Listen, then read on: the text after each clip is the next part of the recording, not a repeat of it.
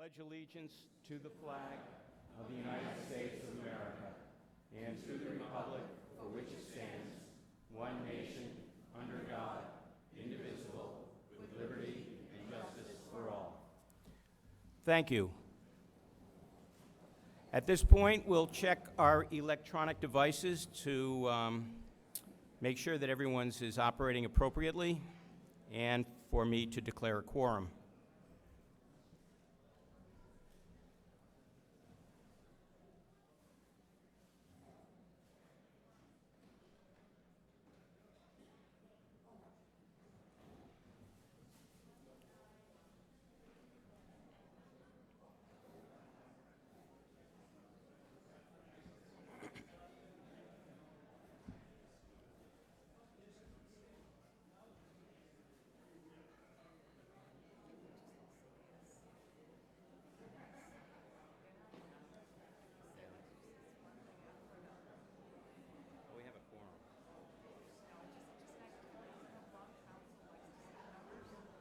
Okay, I officially declare that we have a quorum for this evening's meeting. Just another announcement regarding the location of the fire exits.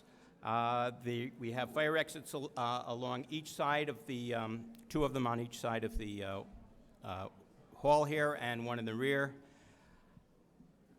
Okay. And you all set? Yeah, I'm good. Okay. So our next item on the agenda is Article 6. Mr. Superintendent?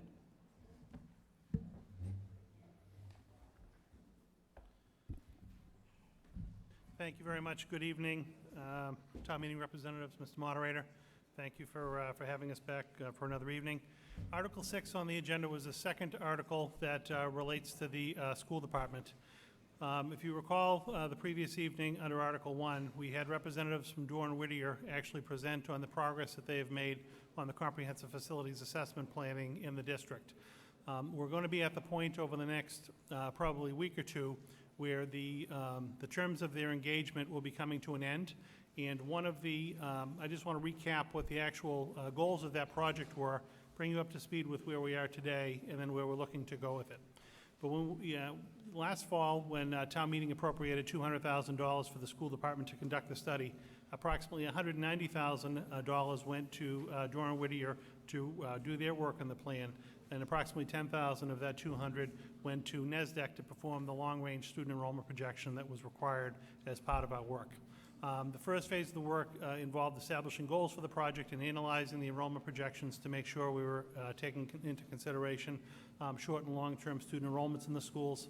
Another component, phase 2, was actually to assess the building conditions and be able to provide good data on the building conditions and systems and roof structures and HVA systems and components and whatnot. Third phase of the work actually took place starting in the spring and then through the summer, where there were several community visioning sessions that were held, several report outs and presentations to the community that talked about the educational program that's offered in the Chelmsford Public Schools right now, where we would like to see it go over the next 10 or 20 years. And one of the aspects of the study was for Dorr and Whittier to actually help us to identify various master plan options for the school department to consider. As we take a look at now, we're shifting into the long-term use of schools. Two of the key deliverables in the original study or under the original contract was number one, a 10-year capital plan. So all of the different facility assessment documents that have been underway and that are actually being finalized at this point in time will be used to be rolled into the town's capital planning over the next number of weeks. The first year of the plan will actually go forward as part of the capital budget next spring. And then the second option was actually to be able to identify, again, some of those projects are the bigger potential projects that could be considered for MSBA funding for a future school building project.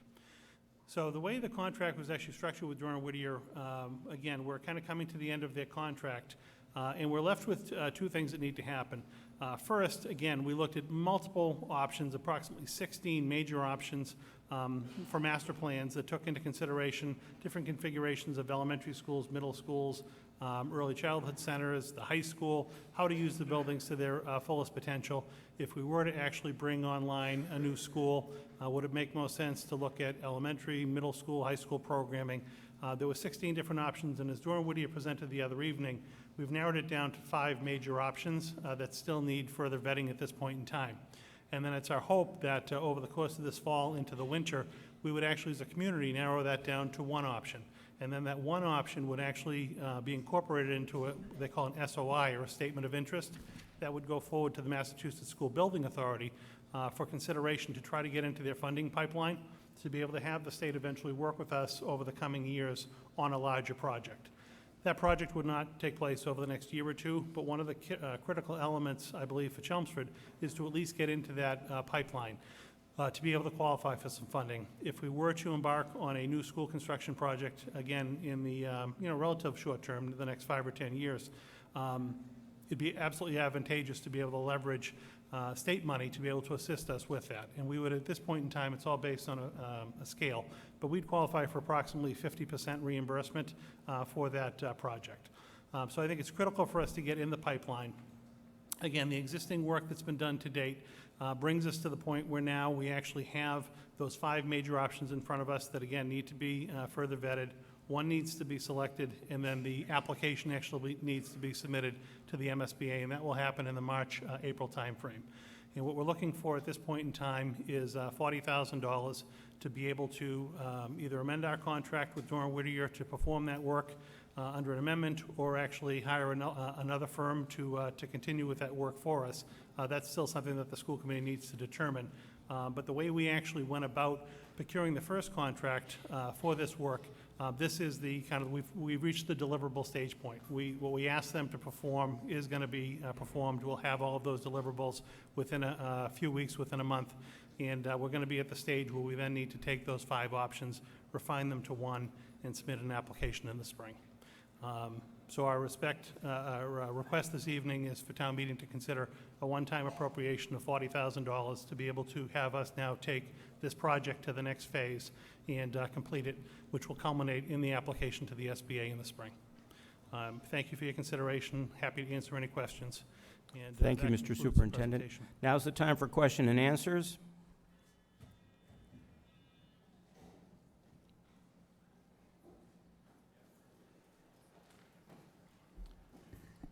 Curtis Barton, Precinct 9. Question to the moderator, to Dr. Lang. 10-year capital plan is great, but that would, if the system works normally, would be 2 schools out of a whole bunch. Are you going to submit a plan that looks forward to the whole school district eventually being in compliance? Do you mind repeating that one time? I'm sorry. Can you repeat the first part of your question? The key question is are you going to eventually submit a plan, or the school committee, whichever it is that does it, that is going to address the entire school system over, it may take a half a century, I understand that, right, to get it all in compliance with all the current rules and the growth as you perceive it? Thank you. Yep, no, you're welcome. The intent actually in narrowing it down to the one option at this point in time, this would be the one option that would actually be incorporated into that statement. That would be all-encompassing. So it would be one plan that would actually be the vision for the Chelmsford Public Schools for the years to come. And so that solves one problem. I'm taking the answer to the question as being no. Thank you. Thank you. Well, no, I don't think that's actually accurate. If you don't mind, I'd like to finish. Yes, there will be a long-term plan. It's going to have to be phased and staged. The MSBA will only work on in a community on one school building project at a time. So again, if there is a new building project that would come forward, let's say in 5 or 10 years, they'll work with us on that one school. We would then possibly have to do another school years down the road, but you will see an actual plan that would phase over the next, say, 20 years, what the district would intend to do with new school construction, but also in the interim, we can't forget about the existing buildings we have and try to continue to work with them. So that's where we would utilize the 10-year capital plan to actually perform, using town capital funding, some of the year-to-year maintenance that needs to happen in the schools. I think what he was getting at were the code issues, right? You're saying, oh, gee, it doesn't meet today's fire code and building codes. Is that what you were getting at? The problem with that is the state's building code gets amended and updated every 2 years. So as you're moving out 6, 12, 25, 40 years, you're never going to achieve compliance with the current codes because the codes change. And so I think that's probably was the nature of the question. Okay, I think that's what he was getting at. Thank you, Mr. Cohen. Claire Janot, Precinct 7. I'm fairly familiar with this process because the school district I work with just went through it with the exact same firm, Dorr and Whittier, and it, in fact, paid the same fee for the first, for the study. And I understand that, I guess what my question is I understand with the $10,000 of the 200 going to the NESDEC work, Correct. that you'd be short that amount, but how are you coming up with this $40,000 estimate, and what'll they actually do for that money? Because my district was able to get the SOI submitted within that $200,000. Sure. When we actually decided to put the initial project out to bid, we consciously made the decision to have the total project budget, or the first $200,000, end at this point. We wanted to have multiple options on the table for the committee and the community to really be able to dig deeper into. I was a little concerned at the time if we actually had incorporated the entire project with, just the one outcome and the statement of interest, that whatever firm ultimately got hired, they may just fast-track the final piece of the project, and we may not actually have that ability as a community to really fully vet kind of those 5 master plan options. So when we bid we may have bid it a little bit differently, but when we bid our actual original scope, it was just to get us to this phase. It was to get us to the point where there actually would be multiple options to be considered. And obviously options which would be amenable to MSBA regulations, but we then wanted to be able to stop and come back and actually, once the report was done, once we had the facility assessments done, again, it may be Dorr and Whittier, it may be a different firm, to actually help us do this final piece. And the $40,000, we used some rough estimates based on what the cost of actually conducting some of the first visioning sessions were. So many hours were allocated towards the actual application writing process and things along those lines. But it was a conscious effort on our part to actually have the $200,000 stop at this point and then be able to go back and bring it to conclusion. Okay, thank you. And so is it the could you just briefly explain from the end of October through when does the statement of interest actually have to be filed? And I realized that the community has to take all of the options with the school committee and everybody else and figure out what their priority would be to submit to MSBA. What process is the committee going to use to work through that? And then also, what do you expect to do with all the items that can't be funneled into, the needs that are identified that can't be handled through the statement of interest? Right.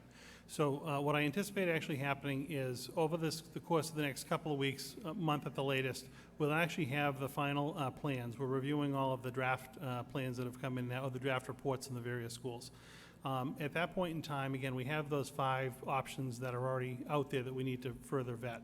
So November, December, and probably January will be 3 months with the school committee. Again, we'll hold some public sessions to really go deeper into these 5 options to try to get input from parents and community members about which direction we think we would like to go.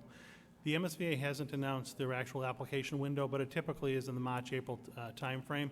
Our goal would be by the end of January to really identify the particular school or the particular application that we would like to focus on for that March-April submission, because it will take about 6 or 8 weeks to actually finalize the application, which would then go in. At that point in time, we would know which of the master plan options would actually go into the MSBA, and we can actually then go back and refine some of the 10-year capital plan work to figure out if we know we're going to look at, say, a new school building at a particular grade level. Well, now we're going to leave out another grade level, or even in the short term, so we can go back and actually look and see how we can utilize the regular annual town capital funding to possibly fulfill some of those projects that aren't going to be part of the MSBA, the larger plan. And is the town and the school district still communicating and working together hand in hand with the facilities department at the town side for all the maintenance planning and capital planning? Yeah, I actually, personally, I think we're working very well. We've had a working group that's actually kind of guided this whole study. The group has met every 2 or 3 weeks and with Durham Whittier and really gotten very deep into the planning. Gary Persichetti and Kathleen Canavan from the town sit on that group with us. Pat Maloney is actually also, he's been very involved with some of the permanent building work in the town. He's been part of that group. And obviously, we're going to be working on that, continuing with them throughout the fall and the Thank you, the Dr. winter. Lang. Thank you. Hi, Laura Merrill, Precinct 2, through you, Mr. Moderator, to the Superintendent. I have a couple questions here. Could you tell me what you have in your reserve funds currently for the remainder of the year? Specifically, I think Choice, Circuit Breaker, and I think Community Ed, you had already given us that information. Yeah, these are round numbers off the top of my Yeah, that's head. right, great, thank you. The circuit breaker funding, we're actually still trying to finalize with the state for this year. We anticipate that the actual full amount of circuit breaker funding, which has been budgeted in our fiscal 17 budget, is technically appropriated at this point. Unfortunately, the circuit breaker allocation from the state ended up coming in a little less than we wanted. We were trying to build up a reserve in that account, but it actually looks like it may be a wash at this point at the end of the year. With regard to, I think one of the other funds you asked about was the community education fund. That has approximately $1.2 million, I want to say, as a fund balance as of the end of the last year. Those funds obviously can't come into play with this particular right. issue. And then the only other reserve that the school committee has would be technically the school choice funds. That's the only other kind of avenue that they have to have money from one year to another. At the end of the last fiscal year, I want to say it was approximately $600,000 was available. And again, I don't have exact numbers off the top of my head, but it was approximately $6. We anticipate bringing in approximately $400,000 this year, which would be, technically $1 million. But when we did, after the Springtown meeting, when we set our budget, we did have to appropriate approximately $225,000 of school choice funding to help supplement the FY17 budget. So if the school committee does not appropriate further school choice funds at this point, it would be approximately, I'd say $750,000 would be, the technical cash balance of the school choice fund. One of the things that I've been trying to work with the school committee, obviously, if you recall, last year we had to come forward to town meeting and actually ask for additional money to help with some of our special education costs. I would like to be able to continue to build some reserves within the school department to be able to deal with some of that vulnerability or variability from year to year, particularly with special education. I'd like to try to work with our circuit breaker fund, and actually a good guide is to have anywhere between 1/2 and 3/4 of your annual appropriation be on reserve in that fund. So that would put us somewhere in the $1.2 million to $1.5 million range. And obviously, at this point in time, we're going to be closer to zero as far as our planning goes for that. So our only real reserve would be that school choice funding. And again, that's going to be our only wiggle room in the event that something does happen with regard to like an extenuating circumstance with like a special education case or something like that. Okay, thank you. My second question is, you currently have an open rec or recently filled rec for an assistant business manager. What is the current amount for that position? It's actually been unfilled for a little bit. We've been advertising to fill that position, so it's not filled at this point in time. I believe the salary range we advertised was $70,000 to $80,000. Again, this is off the top of my head. And we're actually not funding that with operating budget, but we'd be funding that with either the use of some of the community education revolving fund money or an allocation to grants that come into the district, an indirect cost charge to grants. So that actually has no impact on the local operating budget. That was my second part of that question. And my last question is, hypothetically, if at the end of the year you come up with $40,000 extra in your budget, would you be more likely to give it back like some of the other departments have, hire program directors that we've heard about so many times, or would it be possibly there'd be another project priority?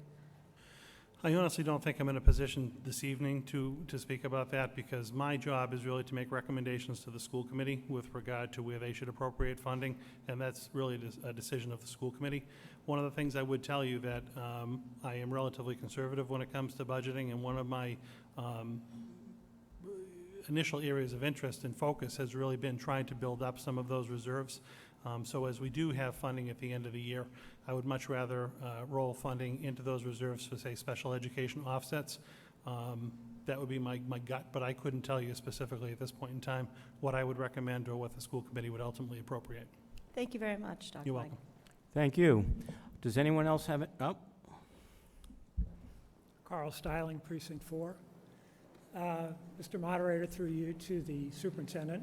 I'd like to understand what the impact would be if we delayed this article until the spring town meeting, when this body would have insight into what the actual expenditure would be used for in terms of what the option is. The issue with deferring this item until the spring is it actually wouldn't allow us to continue and conclude the study this fall. We wouldn't be able to submit a statement of interest to the MSBA in the March or April timeframe if we didn't have funding to engage a firm to actually work with us this fall and winter on refining our selection. So if we aren't able to appropriate that this evening and town meeting were to decide to put this off until the spring, it would basically be voting to not fund this initiative because we would not be able to, utilizing town funding, be able to actually narrow these 5 final options down to the select option to submit to the state. There wouldn't be enough time. So the funding for this is not just to submit the chosen option. It's to actually come up with the final option? Yes, this particular funding is actually to work through the final 5 master plan options that were determined by Dora Whittier, to actually go between November and January, as I indicated, and actually hold some public sessions to be able to talk about the various aspects of the 5 plans, hopefully gain consensus as a community around which option we would like to include in the statement of interest application, and then by the end of January, hopefully have one option and one project that we decide and we can agree on to incorporate into that March or April application to the SBA. And it will take us the 6 to 8 weeks once we get to that application to be able to refine it for submission.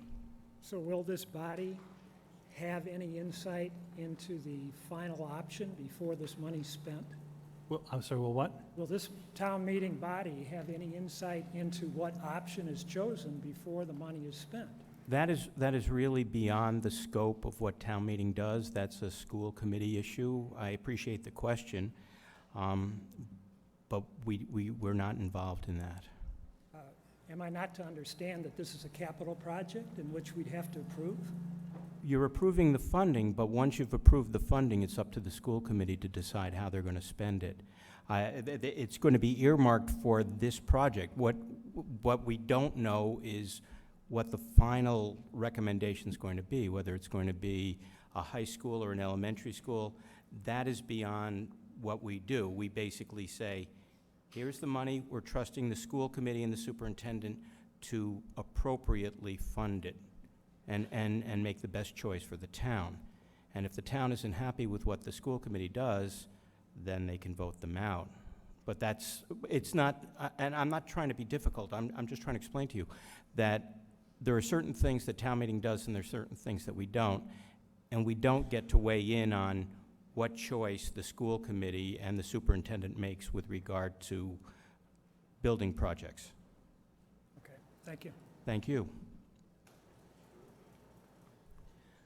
Marlene Cody, Precinct 4. Mr. Moderator, through you to the superintendent. So this is my first term for a long time. So I'm just curious, if we've done something like this before in the past, how did we do it? Like, did we hire consultants, and what did it cost? And do we have anything to compare this to? I honestly don't know. I don't know that the committee has actually been through this level of detail in a school building process. I'm sure that there's been school building projects in the past. I personally haven't been a part of them. Yeah, they were a long time ago, probably, right? Right, and I mean, I think what this has really given us, what the 200,000 to date, and then what this, the final $40,000 to finalize the project, what this will give us is an actual concrete plan to be able to look as a district, again, the next 10 or 20 years out, where we want to see our school facilities go.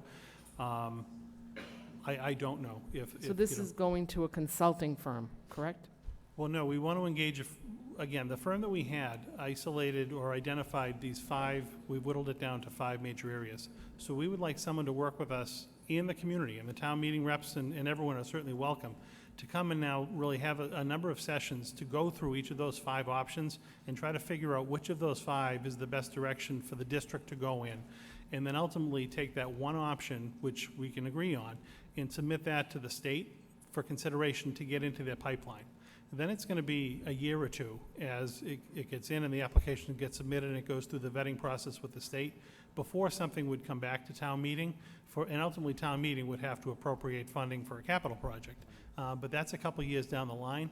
But the longer we take to actually just get an application into the SBA and be able to start talking to them about wanting to do a future project, the further we get pushed out, because other communities are jumping in, trying to get access to some of that state reimbursement money. I guess what I don't understand is, what is the money for? If it's going to be people in the community that are doing this in public sessions, like, Well, no, who's getting paid? there would be a firm, very similar to Doran Whittier, and it may be Doran Whittier, but that hasn't been determined. So it will be a consultant It'll be a firm? consulting firm. Oh, that's what I asked, Oh, okay. I'm sorry. A consulting firm will guide us and actually facilitate all of these sessions, and they will ultimately write the statement of interest for us. I see. That gets submitted to the state. Okay, thank you.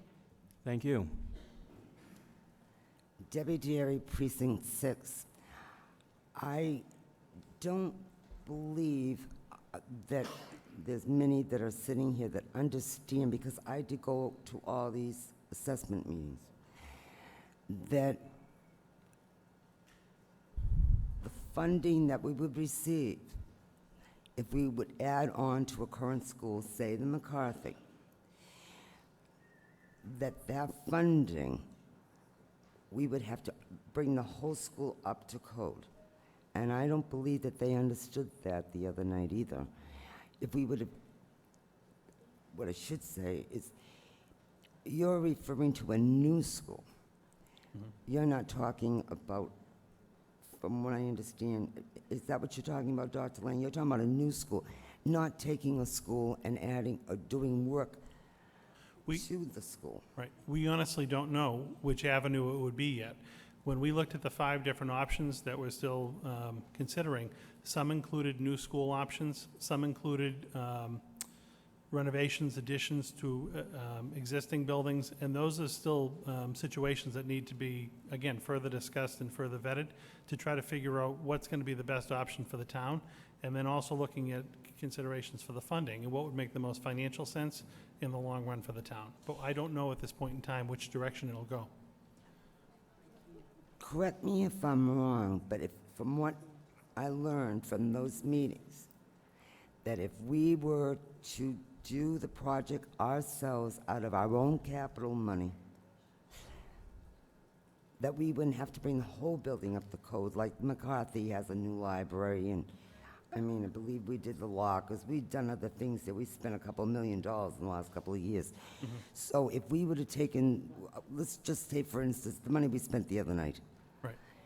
and we would have taken that money and added on to the McCarthy, we wouldn't have to put maybe sprinklers in the building. Right, but whether we use our own town money or we use MSBA money as a match, when you actually touch one of the existing buildings, there are certain code triggers that come into play, regardless of the funding source, that require certain modifications or improvement to the buildings. Now, And- it was, somebody had suggested to me, and maybe it's a good time to ask, if we were to do a project and had a walkway from the current building onto a walkway to a new addition, would that affect the building that we were adding on to? I'm not a code person, but I would assume it'd be a very similar situation to like the modular classrooms that we had discussed. And if they're detached from the building and they're far enough away, 10, 12 feet away, that would not necessarily trigger improvements to the main building. But that would have to be something, again, we'd have to look through these 5 options and figure out if there was a component that involved that, if it made sense for us. All right, thank you. Thank you. Maria Carol Fellis, Precinct 2. To you, John, through to the superintendent. I have a question. Sure. I understand that the town has taken over the maintenance of all the buildings, and that was, I think, within Paul's first year of being here. What I don't understand is, we're allocating capital money, but the school department and the school committee is managing that money. If the buildings are managed by the municipality, why are we not managing the money? You are, the town is actually managing the capital aspects of the building. This $40,000 is to hire a consulting firm to basically work with the school committee and the town around that visioning piece. The Okay. $40,000 is not going to touch any physical improvements in the buildings. It's to help us refine which plan we would want to move forward with. Okay. Ultimately, if there was funding down the road for a capital project, that would be managed by the town, because the town would be maintaining the buildings. So if you can't come up with the $40,000, if the would the town be obligated to come up with that $40,000? No, the town, in my opinion, the town would not be obligated to come up with it. We would Okay. just be in a situation where, you know, the school committee would have to, you know, consider, or, you know, I'd have to work with the town manager and figure out, you know, what we then do at that point. In my personal opinion, the $40,000 to finalize this study, where it's kind of a one-time appropriation, it's using kind of surplus money at year end, which is kind of prime for one-time funding opportunities. I think it's just a nice match for the project that we have before us. All righty, thank you. Thank you. So be quick. Badri Upiliappan, Precinct 5, George Lane. Could you, Mr. Moderator, through you to the presenter, could you give a sense of how old these existing school buildings are? I know the high school is 1974 because it's written out there, and I dropped my daughter for. Yeah, I don't have the exact years off the top of my head. I can tell you that the high school is technically the newest building, and that was early 70s, 72 maybe, 73. 74, I'm sorry. The center school. Foundation Stone says 1974, so I'm assuming that it took a couple We're of going years. to go with 1974. Okay. The center school was And renovated. so all the elementary schools, I take it, are older than. Yeah, largely in the 50s and 60s. I just don't know the exact year. Okay. 1959 to 1974.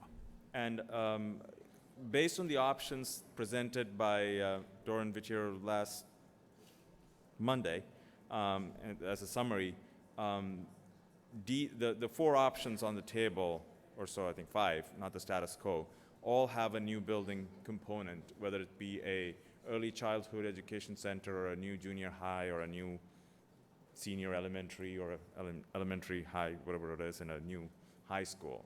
That's my interpretation from this chart of options on page 10 from the printout on 1017.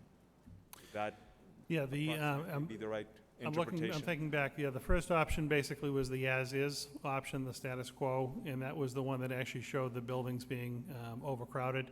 Then Yes. there were the different options, the other 4 options. Some looked at, you know, adding an elementary school, some looked at a middle school, a high school. There was an option that looked at a grade level reconfiguration, Okay. and maybe doing right now we have, you know, K to 4, 5 to 8, 9 to 12.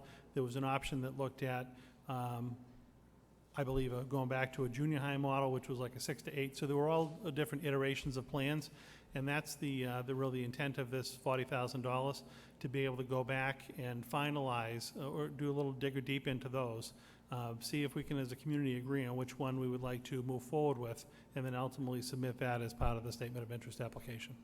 Thank you. One last question, just a recap of some numbers that were personal judgments. We won't hold you to those numbers. I won't hold you, at least myself.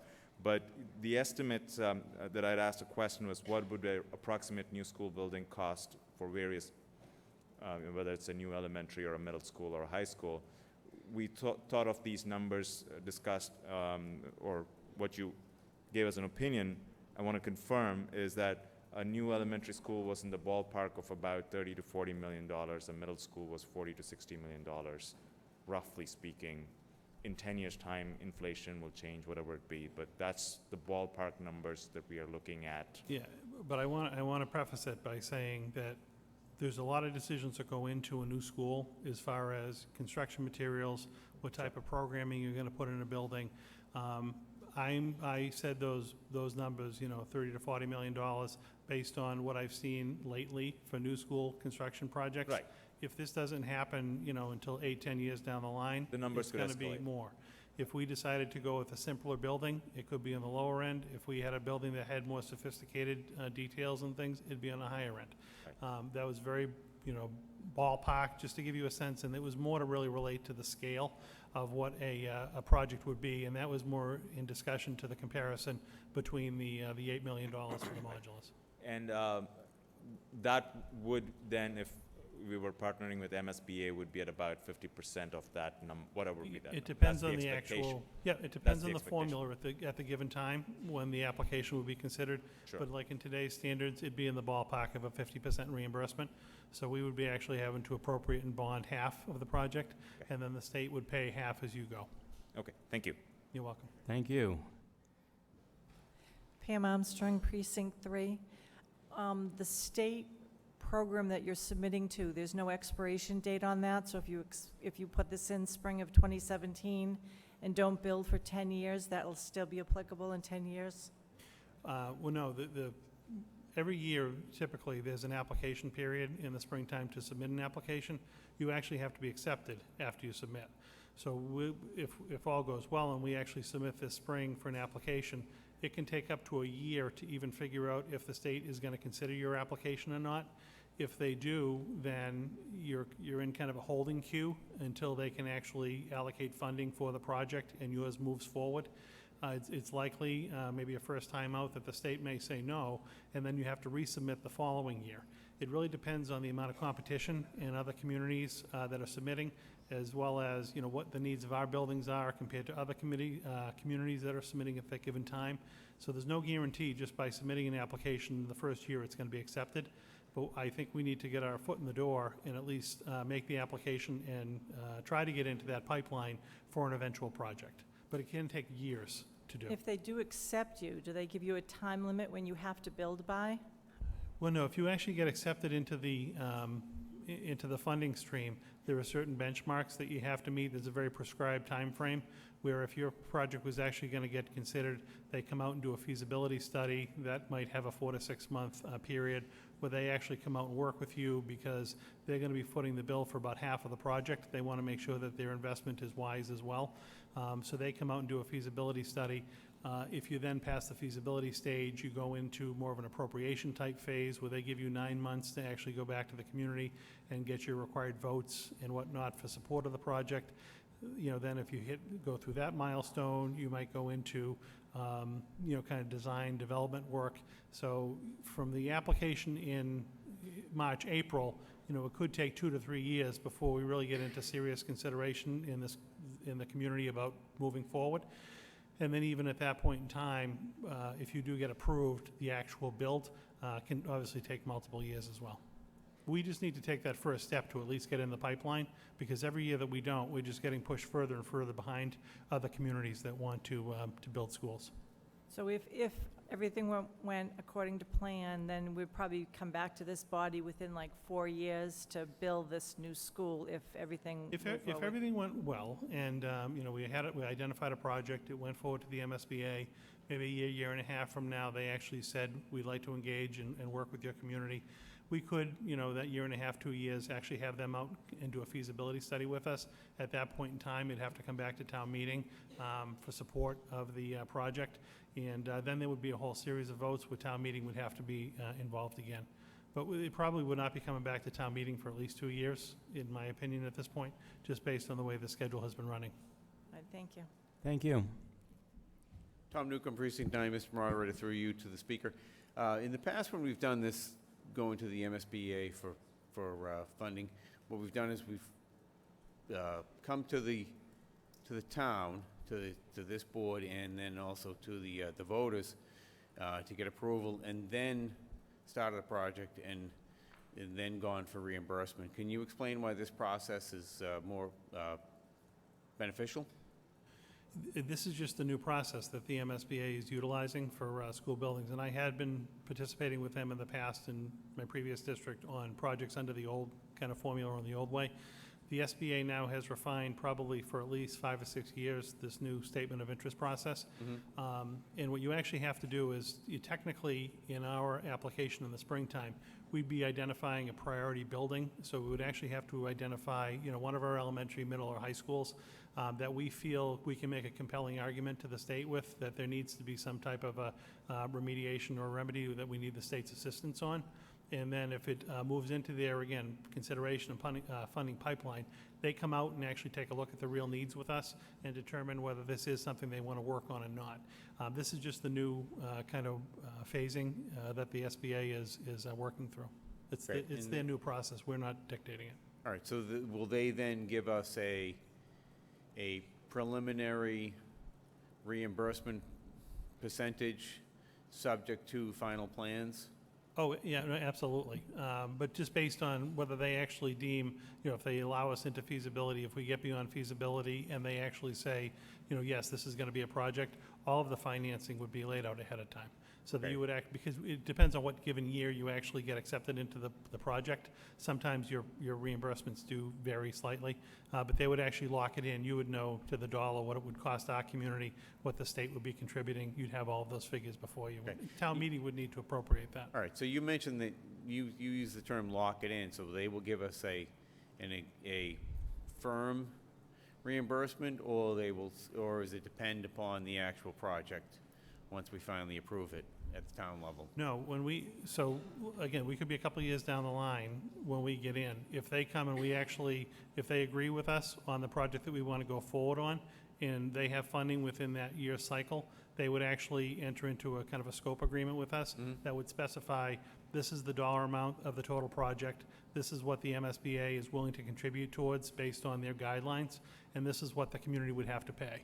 All I'm saying is we can't lock in at this year's kind of rates or this year's factor, because this could get funded 2 years down the line. But you'd have all of those figures before you made your final decision. Thank you. Thank you. Any more questions? There being none, does the Finance Committee have a recommendation? The Finance Committee unanimously recommends approval of Article 6. The Board of Selectmen have a recommendation. Board of Selectmen voted 3-2 against the article. And does the School Committee have a recommendation? School Committee unanimously supports this recommendation. Now is an opportunity for discussion.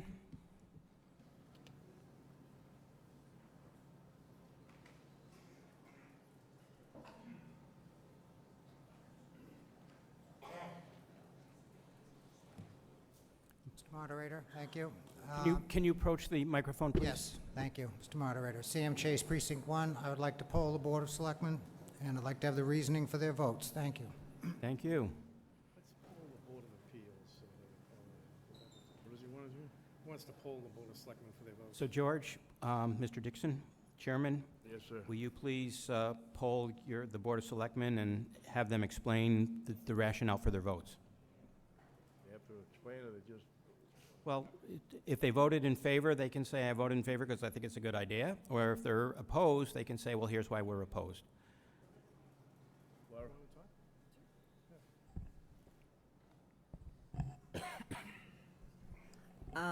I voted against this article because I think that we voted for $200,000 last year for a complete master plan, and all of a sudden they need more money. And I think that the school has enough flexibility in their budget that they can cover this. Thank you. Thank you.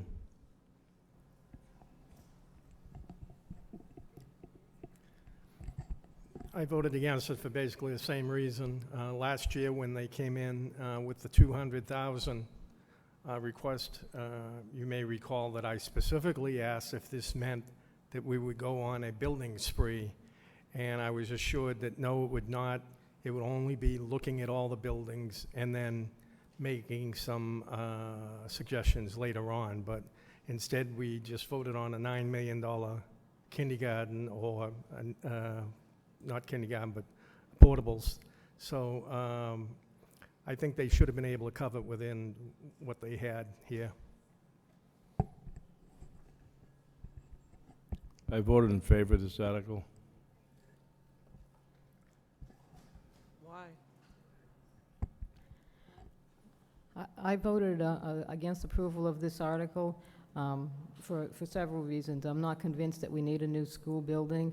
I think with the capital project that we approved on Monday, there's even less need for it.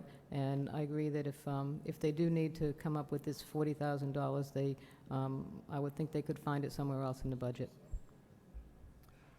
And Selectman Diggs? I voted against it, and I'm in agreement with Pat generally, and I'm up here to explain a little bit more of that in my turn. Okay, now I'm confused. Yeah, so am I. I thought the vote was 3-2, Right. and I'm hearing it's 4-1. It's, I thought it was 3-2, but apparently it was 4-1. Okay.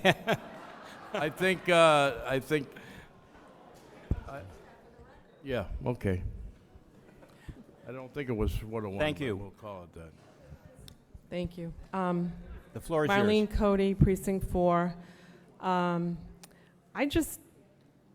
It sounds to me from what I've heard tonight that you're asking for money for this consultant to attend meetings where school committee and town people are going to gather to decide what we're going to do, and they're going to take notes and write a report, and we're going to pay them $40,000. I don't get why we need to pay them $40,000. There's many committees formed in this town for other things, and we don't give them money. So I'm against this. Thank you. Glenn Diggs, Precinct 2. Dr. Lang,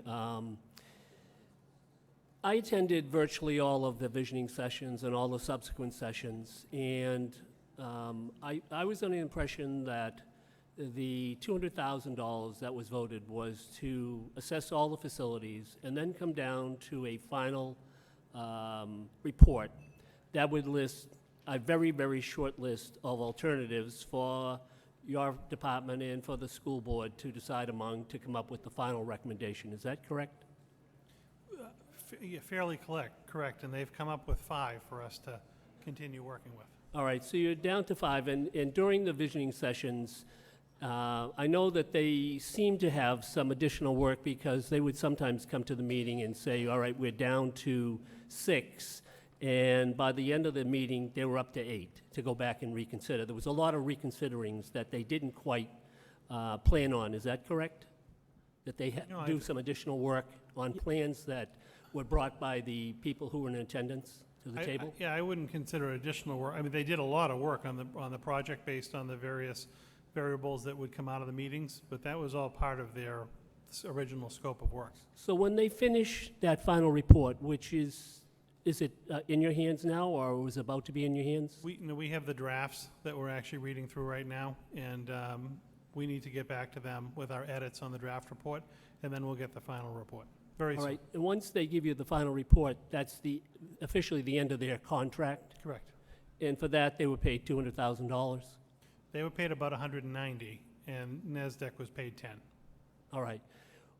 So now we come to the second phase, which is equally as important, and that is to decide among the various choices. Right. To come up with a final choice, in which case to prepare a report for the SBA. And it's important to get in the queue with them. Every year that you go by the board, costs increase. Correct. If you look at, for example, the Billerica High School, it's already $13 million over budgeted, and it hasn't even been started yet. So doing something faster obviously has an advantage to the town because it's an increase in cost, and based on the construction that's in this area, it's labor costs especially are going through the ceiling. So I see a correlation between what was asked for at the Monday meeting and what's asked for tonight. In the Monday meeting, we were asking for some pods. And if that did not pass on Monday night. There was not sufficient time to allow the pods to be sourced so that the space that they would represent could be provided to the schools by the fall of next year. Is that correct? If the town meeting didn't vote If the on town Monday? meeting didn't approve that, there wasn't time to source out the pods and have them in place so that that extra space could be available for whatever purpose the school Correct. department wanted to use it for. Correct. In this article, in this warrant, you're asking for $40,000 to create this report. And if the $40,000 isn't voted, in theory, then you could not go forward and create this report, which has to be submitted, the statement of interest, to get in the queue. But there's a difference between the two in that when you asked for the money for the pods, you didn't have $7.9 million, which the town bestowed upon this warrant. In this case, the $40,000, you admit that you have $700, roughly $750,000 in school choice funds. You'd like to kitty it for maybe a rainy day or whatever, but you do have the $40,000 that would cover this. What's wrong with just saying that you will fund the report, this statement of interest, the $40,000, from your internal funds?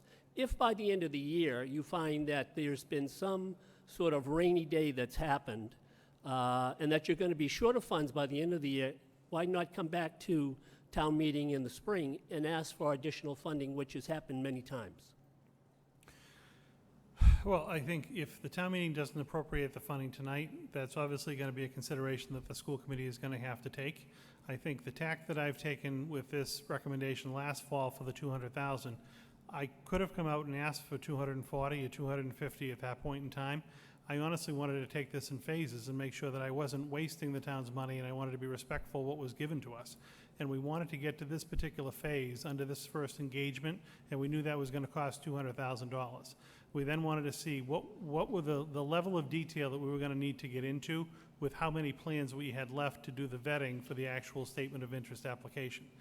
If we had narrowed it down to one or two options, then perhaps $40,000 wouldn't have been necessary, and I wouldn't have wanted to have originally had that be in the original scope to have that be wasted. I think 5 options that need further vetting, and I think the other issue that's really important to me is the fact that you would have a professional firm actually helping and writing your statement of interest, knowing the lingo and what the actual SBA is going to want. I look at this as a $40,000 cost. It's certainly a $40,000 cost, but it is leveraging a multi-million-dollar project with the state. And if we have them come on board and we actually help them have us write a great application, and let's say we get considered a year earlier than doing it on our own, or if it doesn't happen this particular year, you're going to save more than $40,000 in interest if you look at this over the long term. So I really view this as a wise spending of the money. I didn't want to come and actually ask for too much money or waste your money. That's why we did it in these phases. If the town meeting doesn't support it tonight, obviously the school committee will have to consider next steps.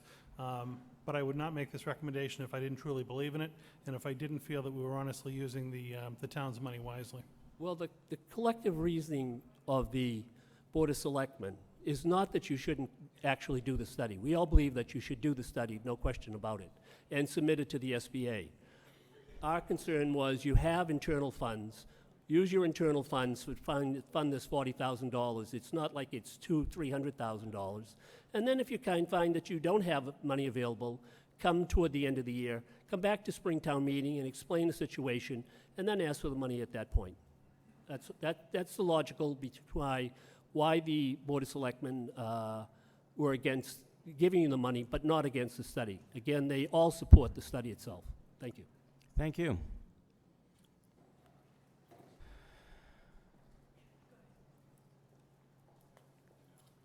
Sal Lopoli, 47 Grandview. I am not a town rep, but thank you very much for allowing me to be in front of you today.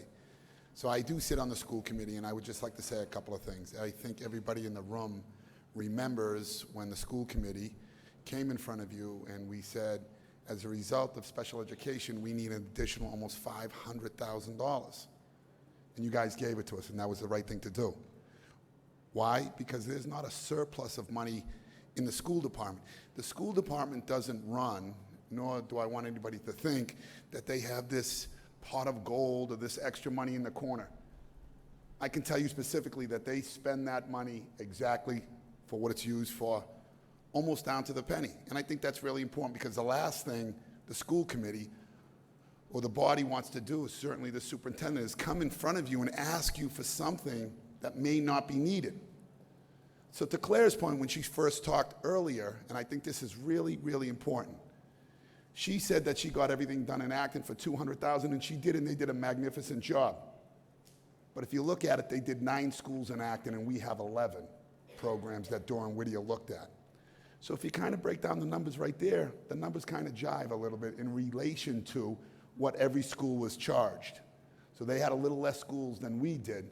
That's why their number was technically a little less, because they did everything for 200, and we're looking to do everything technically for 240,000. I think what's important is this also. Imagine we have an opportunity to get in the queue now, to go in front of the state of Massachusetts and be able to get 50% reimbursement sometime in the future. Now, every day that we wait, every year that we wait, all we do is fall further and further behind. Everybody in this room knows eventually, 5, 6, 7, 8 years, you're going to need a brand new school. Now, we also know this. At any time, the state of Massachusetts, in years to come, can look at a program and say, you know what? Maybe that's not the smartest thing to do, is to support the school systems and pay 50%. Maybe the smartest thing to do is pay 25%. But this is an opportunity for us now to get this process done. And I also want to make another point. This $40,000 that Superintendent Jay Lang is talking about is for a very specific skill set for an organization consultant to write a very detailed plan to ask for this money. This is not just done by people within our system or, quite frankly, an attorney. This is a very different skill set that's required to do this. So all I ask you is to understand a couple of things. Eventually, this will save us a great millions and millions of dollars if we're able to do this. $40,000 today could potentially be a huge savings down the road. Also, remember this, for that same $200,000 that was spent in Acton, we're getting almost the same amount, same work done for the same number, which is our number because of more schools, at $240,000. The school department does not have money hanging around. If it did, it wouldn't come to you and ask for these kinds of programs. You know, we run it down to the bone every year, at least we try to. I think this, under the new leadership that this town has seen in a very short time, I think you can look at that individual and listen to what he says and believe in him, because so far, this captain of our ship, everybody in this room will agree, has done a wonderful job.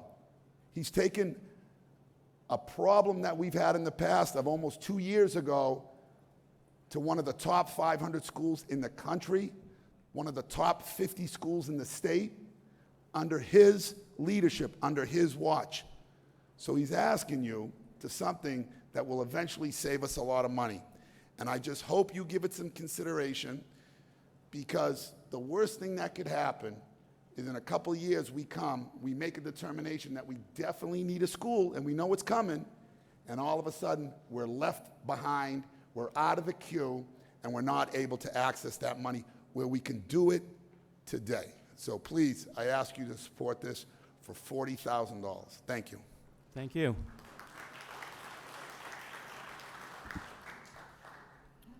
Claire Janot, Precinct 7. I'm just here to clarify, in case anybody doesn't know from the tenor of my questions before, that I wholly support this project. If you weren't in this room 15 years or so ago, the last projects that were done, the completion was in September 2006, and that came after the group of people from the school committee and other committees in town spent probably 2 years working with an architectural firm for a fee of, back then, $750,000, which this body bonded. So by comparison, $200,000 for a full update of the facility master plan is not a bad deal. I just want to make sure nobody here is thinking I'm not in favor of this. I just wanted to understand the $40,000 and the reason for it. The other thing I would say is that I appreciate, I look at every dime we spend as if I was spending my own money, because indirectly we are. I'm a taxpayer here. And I appreciate what Selectman Merrill had to say about these other funds that exist in the school district, and is it possible to use those for this purpose. But as a school business administrator, I will tell you, you cannot use school choice for this purpose. It's got to be for a specific educational purpose, and so those funds are not available.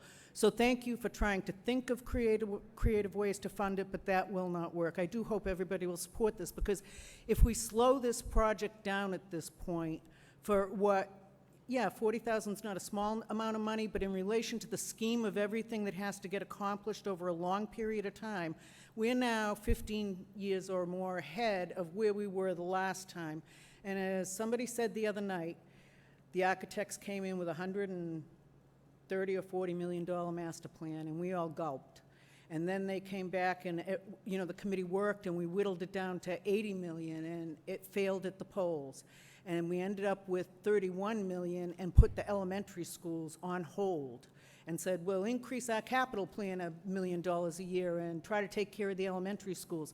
It doesn't work $1 million a year over a decade to try to get these old buildings to where they need to get. So to stop this for any reason, to postpone it to next budget cycle or anything like that, is really, in my mind, very short-sighted and a big mistake. Thank you. Thank you. Emily Antle, Precinct 2. I would like to move this to a vote. Okay, we have a motion to move the question. Can we get that up on the screen?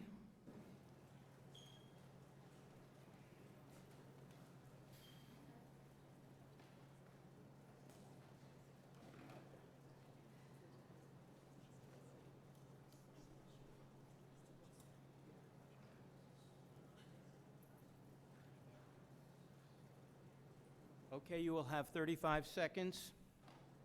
Actually, 31.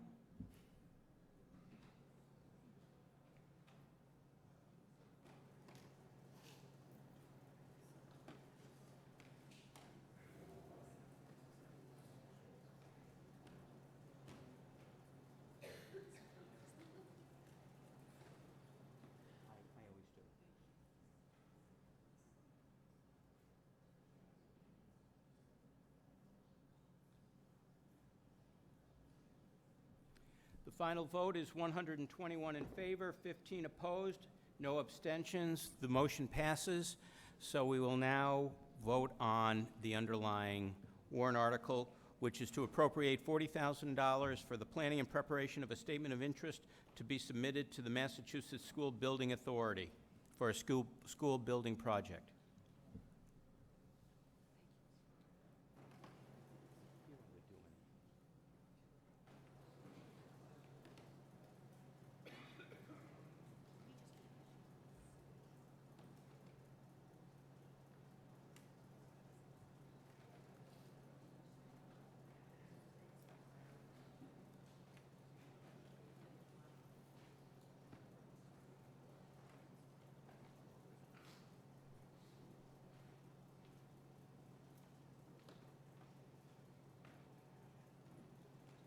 The final vote is 105 in favor, 27 opposed, no abstentions. The article passes.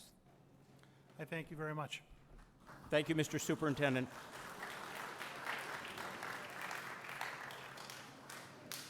We will now address Article 7, which is the Mill Road project.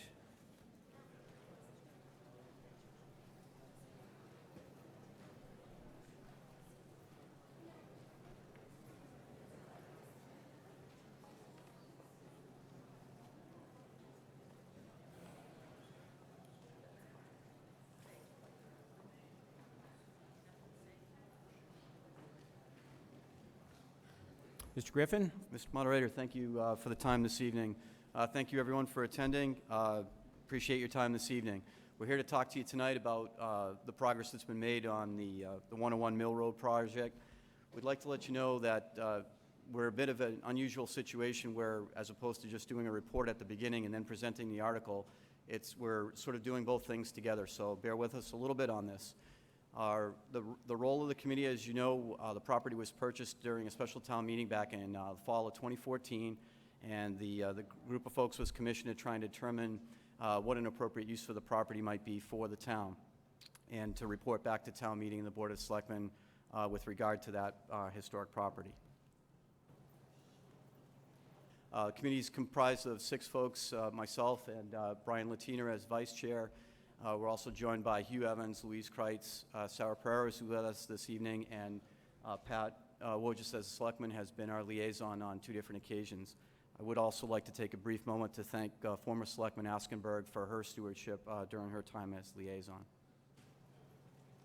So again, our charter was this property was purchased for $500,000 at the time of the special town meeting to understand what use the town might make of it. We've had an interesting progression through this for what is essentially a very wonderful property. It's just under 2 acres. It sits in an excellent spot adjacent to 99 Mill and to the Murphy soccer fields, as well as the town forest. It is a sneaky large parcel with a good section of the back semi-forested, a lot of open space, and certainly a building that has a lot of history directly related to the town as a former Adams home and the place of residence for the author of our town motto. So in looking at this property as a former education site, one of the first things that we looked at was whether or not there'd be any potential use for the school facilities. And so our timeline is stretched a little bit as we work to accommodate the folks in the school committee. They went through 2 rounds of facility assessment and actually asked us to hold off on making our final report at one point until they could complete their assessment and have those folks in. They've moved on from that, and certainly we've been able to then move forward with the completion of our assessment. So as you see the property in its present state today, it's actually celebrating its bicentennial year from its establishment. It has been slightly enlarged from the original home on the right-hand side, but it has been well maintained by the original property owners and then through the most recent folks at the Met Collaborative. Again, very wonderful parcel, a lot of nice things going for it here. It has a large parking area that exists already, 100 by 65 foot, and if you use that as a gauge for the other open spaces that are around it, there's certainly a lot of room for accommodation around the parcel, and certainly even more so in the semi-forested area towards the back of the property. As I mentioned, it abuts the 99 Mill property, and as many of you folks may know, former Representative Ripsom and other folks are stewards at that property, and they've done a tremendous job over this summer revitalizing that area adjacent to and around Mill Pond. We have members of our community actively using the Murphy Field, which is in the left, is the L-shaped piece of property up in the upper left, and up behind it is the town forest where we get wonderful use from the scouts and other folks using it for the hiking trails and the biking. This is an anchor point. It is a centerpiece, a way station on into this section of town and to the neighborhoods that surround it. Here's some different views of the current state of the property from the outside. Again, I talked about how deceptive that large back area of the property is. This is looking from the back southeast corner back out towards the home, towards Mill Road, and this large area here is an area that the last tenant, the Met Collaborative, would hold their summer annual events for their tenting spaces, where they would bring their folks in and utilize the space, and we hear it quite successfully. Different view looking from a little bit towards the parking lot, towards the building, and certainly this is the northwesterly facing part of the property out towards 99 Mill. This is directly behind the property, looking from northwest towards southeast. This is a sloping area. It's probably 60 foot by about 80 foot or so. Has a natural amphitheater to it, and you can see the larger area back out behind it. Tie-ins to 99 Mill, again, there is that synergy there. We've been actively talking with the stewards about how the 2 properties might coexist, and there's been a lot of enthusiasm as they've been trying to develop their plan for things on how the spaces might collaborate and play together. Certainly, one of the things that we'll talk about in terms of a venue, and we've already gotten some nods of approval, if you will, or agreement that things could coexist, is to be able to use these type of sight lines and scenic views, if you will, as being able to take pictures for parties and things of that nature. So the two properties are utilized. What we've done in terms of our approach is we solicited a lot of input from a lot of different sources. We were out to farmers market. We've certainly had open house sessions at the property. We've created the website and put up our public feedback forms, and we've solicited input at our public committee meetings. We've also been in contact with the town officials, and we've spoken to subject matter experts for the types of properties that we're about to describe to you here shortly. So we've gotten direct feedback. We've had people out to the site that run and work those properties to talk about what the opportunities for the Adams Russell House might be. Okay. As we move through the process, before we arrived at the decision that we're about to talk to you about tonight, we wanted to make sure that we had some key criteria in place. So one of the things we're looking to do was preserve what was one of the last 3 federal-style homes in town with such an important history relative to our founding families. We also wanted to make sure that the property would be self-sustaining, so we're not talking about trying to present you with another large bill before a property ever opens. We're going to show you models where things are evolved through spiral development and something that you can exit out of at any time. We were striving to keep as many elements of the property intact because of the synergy between 99 Mill and the other spaces we've already talked about. Look to see if we can establish the appropriate restrictions for conservation for such an important area around the mill pond. Try to preserve the forested areas that are there as well. We've spoken to the folks on the tree committee and gotten a lot of feedback that there are some very rare species that remain in that area.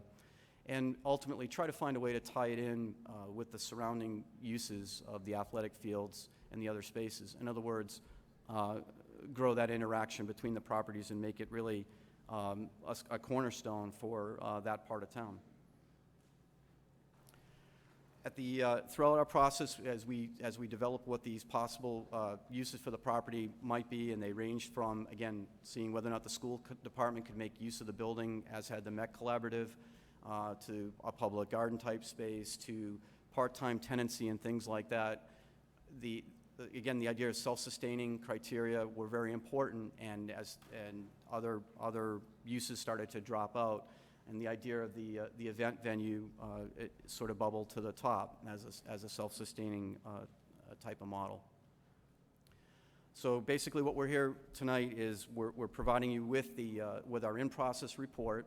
As way of background, we did present to the selectmen back in September with what our status report was. With the recommendations, we were tasked with some additional work, which is the establishment of a business plan. We're currently chartered through the end of the year.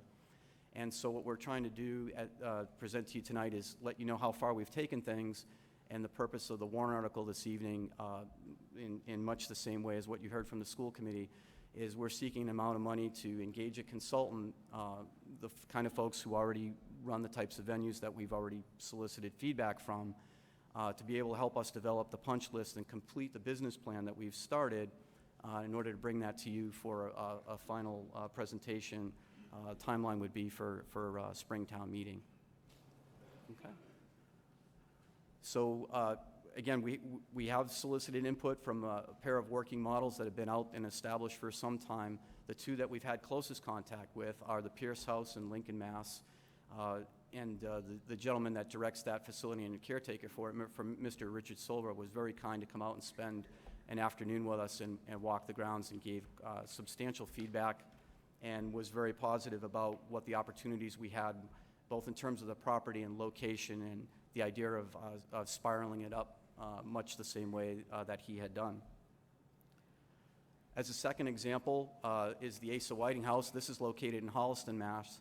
And this is a slightly smaller site, and it actually would be a little more akin to what we do. And as you can see here, they depend a little bit more on the outside tenting as opposed to the actual building itself, even to this day. But in this case, in both of these cases, they both started out as houses that really weren't being used. And in both instances, with the caretakers that they have on site, these have spiraled up into consistently operating and self-sustaining type entities. And so what I'm going to do at this point is, having given you this feedback and before we present the article itself, Brian is going to take a couple of seconds. We've looked at this two ways. We've had consultants come out and talk to us, but we've also had a member of our committee actually attend one of these events. And this was before we ever even had the idea of getting to an event venue. So he has firsthand knowledge of what this type of property can be and how it can operate. So I'm going to ask Brian to step up and say a few words at this point. Thank you, Bill. For you that don't know, I'm Brian Latina, Precinct 4. I have 5 kids in town. And my son and his fiancée drove all the way down to Holliston to find a location to get married, an event location, venue, if you will, in a barn. And I thought that's crazy, hey, getting married in a barn, the most ridiculous thing I'd ever heard of. And my father, 87 years old, got up and made a little talk about it, and at this Asa Whiting location, he said, wedding in a barn? He said, and then I thought about it, and he said, a long time ago, a baby was born in a manger, so I guess a wedding in a barn is okay. The kids did this kind of on a shoestring. They brought the caterer in, they brought friends to set the place up. It's simply a location, and it protects a valuable piece of property in the town of Halston. It was relatively inexpensive, about $1,800 as I recall. They had a little grass area just like Chelmsford has in our location. And our location is more famous and more historical than this thing that you're looking at on the map here.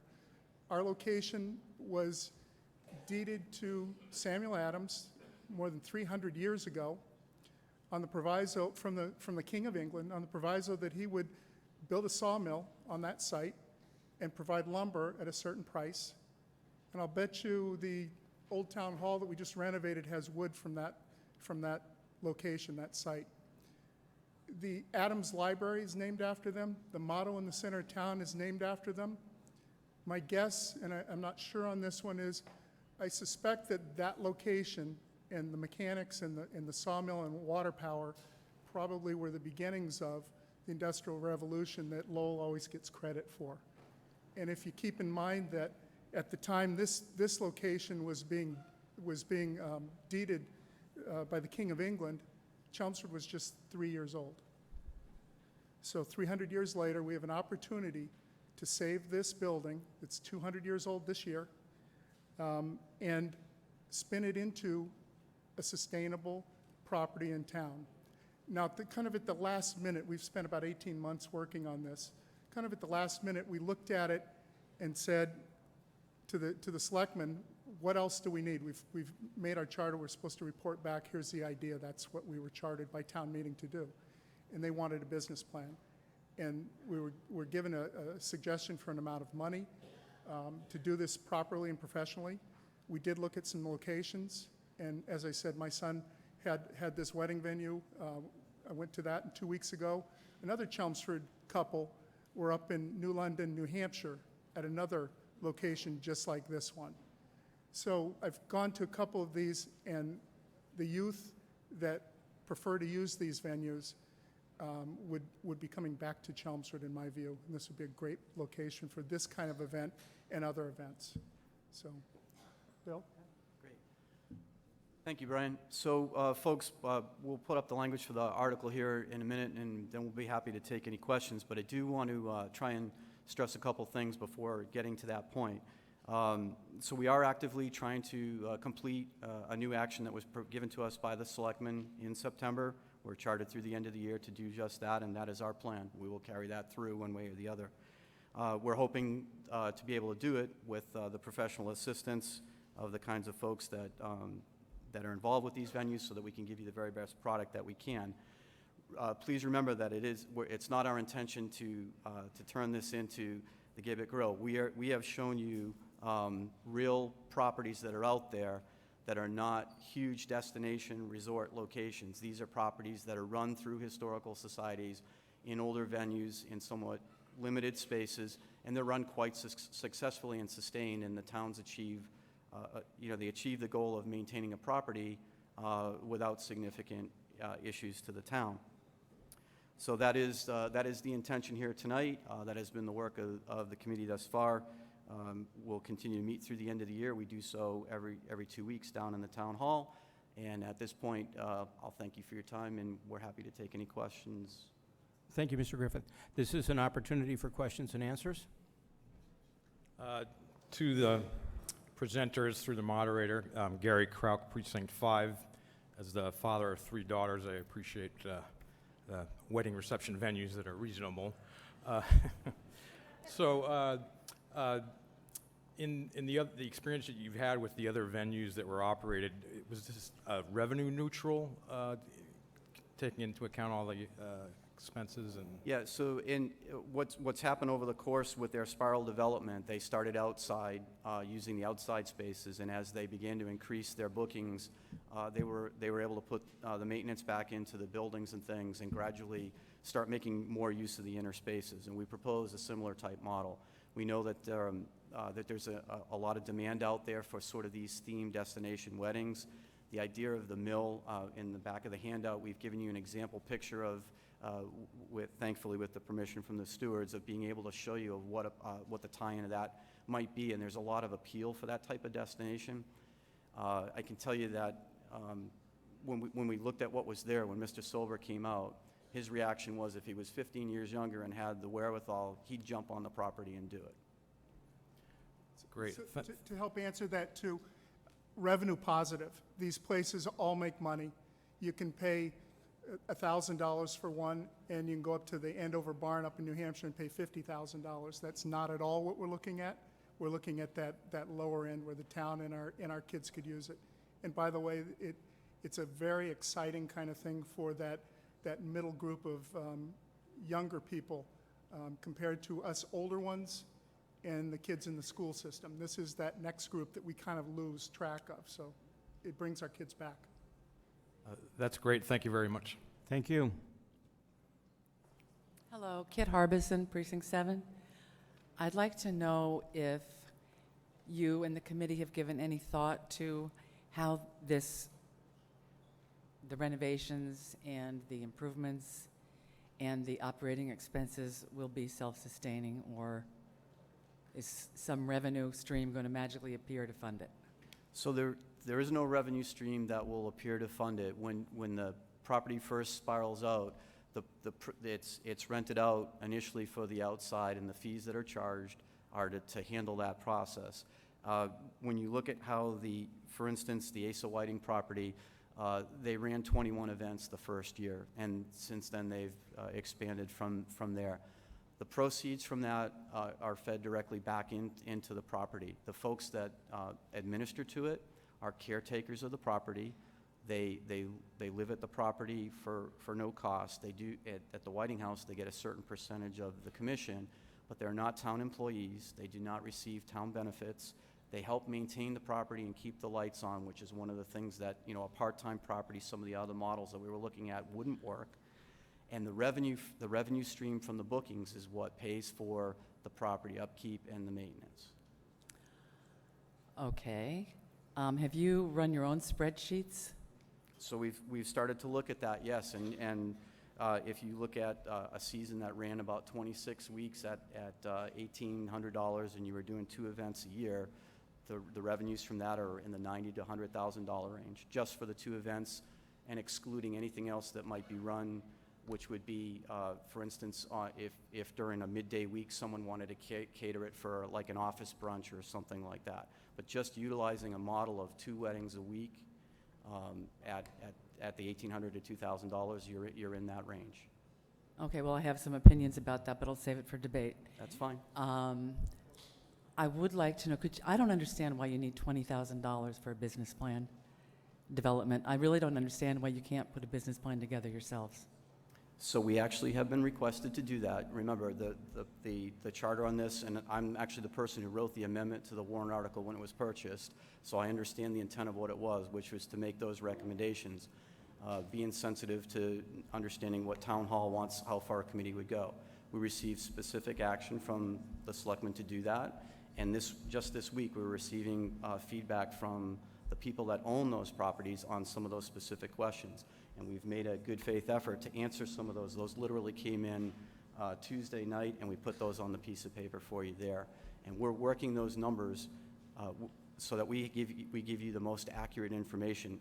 We could give you any number we wanted to make it work a certain way, but that would do you a disservice. We're actually talking to the people who run these venues to scrub the numbers and make sure they're right. Okay. And that's why we want someone who has experience with it to be able to sit there with us and make sure that we're not overlooking it and make sure that we have the right punch list to show you that we have the complete product at Springtown meeting. Okay, I'll be back next session. Dennis Sheehan, Precinct 4. What is our relationship with the 99 Mill Road property?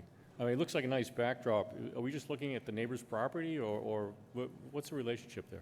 So this is one of the other challenging parts of what we're trying to do. The stewards at 99 Mill, both properties were previously owned by Mr. Green. And at one point later in life, he sold off the Adams Russell property, and it was used by the MEC Education Collaborative. The folks at 99 Mill over the last year and a half or so, and Dave, please correct me if I step out of line, please come to the microphone. But they've been challenged with going through that property, and they, as recently as 2 to 3 weeks ago, had their own person out there on how that property might be redeveloped and make use of what's there. We're looking at, and Dave's been part of our committee meetings as well, about how we can engage our youth to make use of both properties. There's a machine shop and mill site out there, hydropower, school trips, those kinds of things. They're trying to establish what their plan is going forward, and we're trying to establish that synergy between them. And, you know, there's that ability to make use of the property for the photogenic backdrop and potentially other uses. So as we move ahead, they're moving in parallel, trying to come up with their own answers too. So apparently we have like a friendly relationship with the folks that run that? I would say it's been a very courteous and friendly relationship. As a matter of fact, Mr. Sperry has been quite helpful in working some of the historic documentation for us. There was a treasure trove of information that Mr. Green had kept relative to the property. And so, he's been very stalwart in helping us through the process. It's been very amiable. What I see here is some really beautiful pictures of the 99 Mill Road property, and I would suspect that anybody that want to use it will want to use some of these backdrops or get closer. Is that even a possibility, or? So again, we've had initial discussions with Dave about that. It is something that they're looking favorably at, and as part of that, we did the photo shoot. This is the backdrop. This is on the 99 Mill property. Making use of the mill and the wheel and stuff like that. So this is sort of part of your plan to try to kind of bring the two properties Yes, it is. Work together? Yep. Okay, thank you. Thank you. Elaine McDonald, Precinct 1, Mr. Moderator, to the Speaker. I apologize for not attending any of the planning meetings because I know a lot of these questions will be stupid because you probably covered it. Having seen previous pictures in the house, how would you take care of the level of toileting that would be necessary?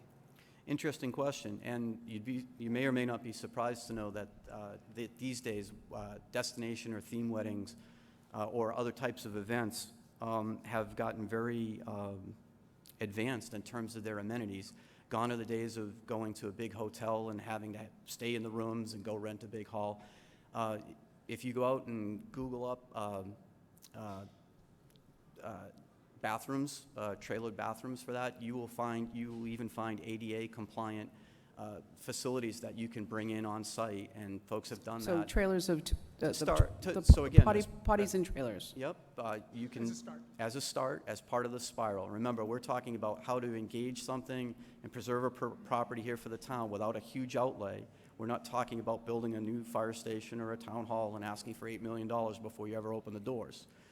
People place a premium on being able to go to these kinds of destinations, and they will bring in and pay for facilities and amenities and tents and those kinds of things. So the to rental make- price does not count the porta potty? It may or may not. There's different ways to approach it. We want to work that business plan with the folks that are the caliber that run these properties to understand what makes the best sense. But it can go both ways. As a person who spent a lot of time, several years, probably 10 and 11 years in a row at Murphy Field with all 4 of my children who played soccer, I don't know if it's been paved. The road has been paved since that time. If I was having a beautiful wedding and all the soccer moms are coming in and out, making dust like you wouldn't believe,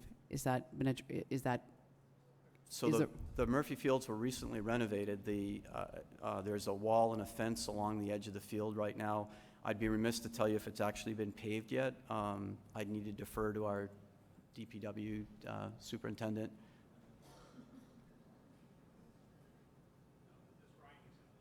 Yeah, it's crushed stone at this point.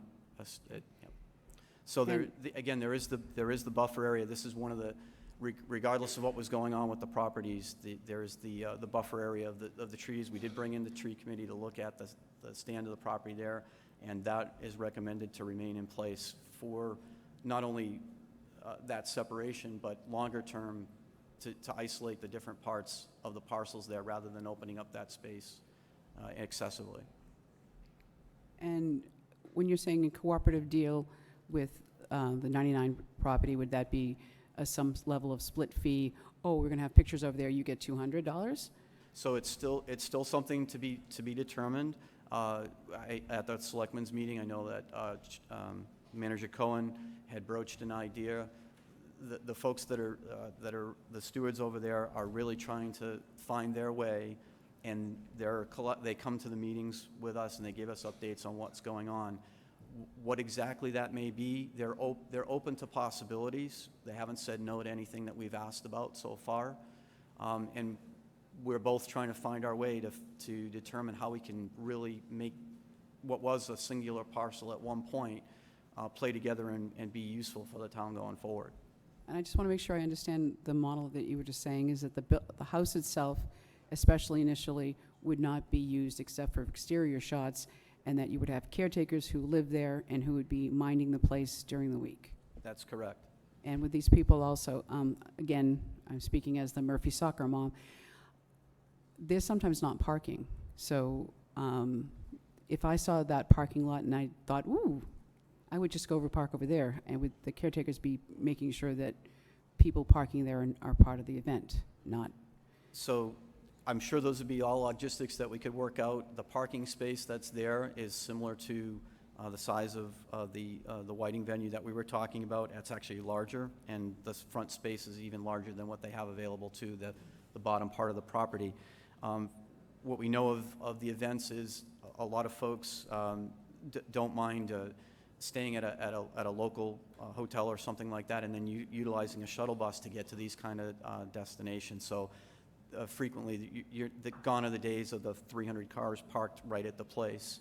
That's not how parties do it these days. They rent shuttle buses or even a school bus or something to get to and from. And given the New England weather, we're only talking maybe a 16-week season?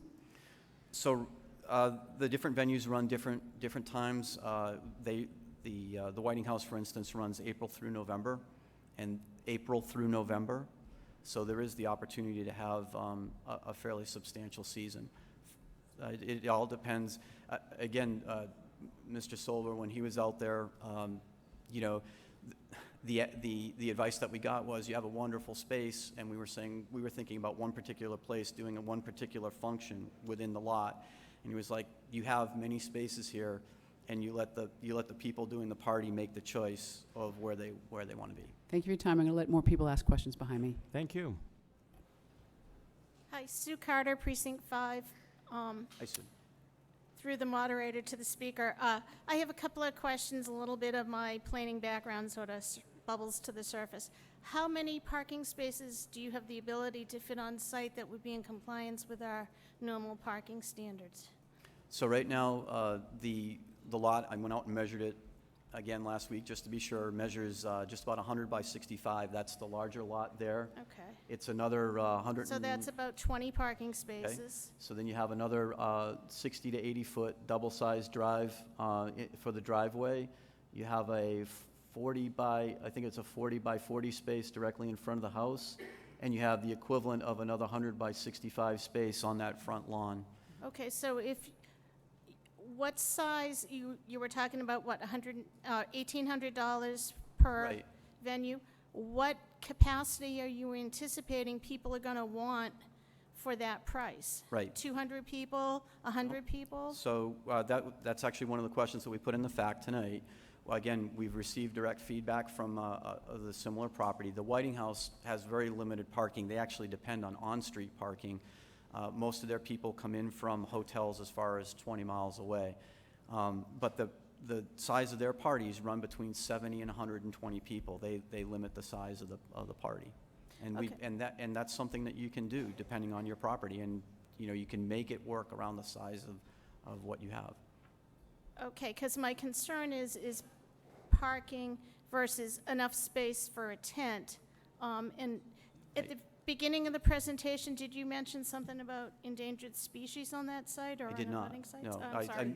the trees themselves, we were told that there were some specific species of the trees that were there. I think ash was one. Ash trees were one of the ones that were mentioned in there. Oh, okay. What's deceptive about the property, and I tried to explain that in the earlier pictures, just above the parking lot is a large set of trees, and that blocks what's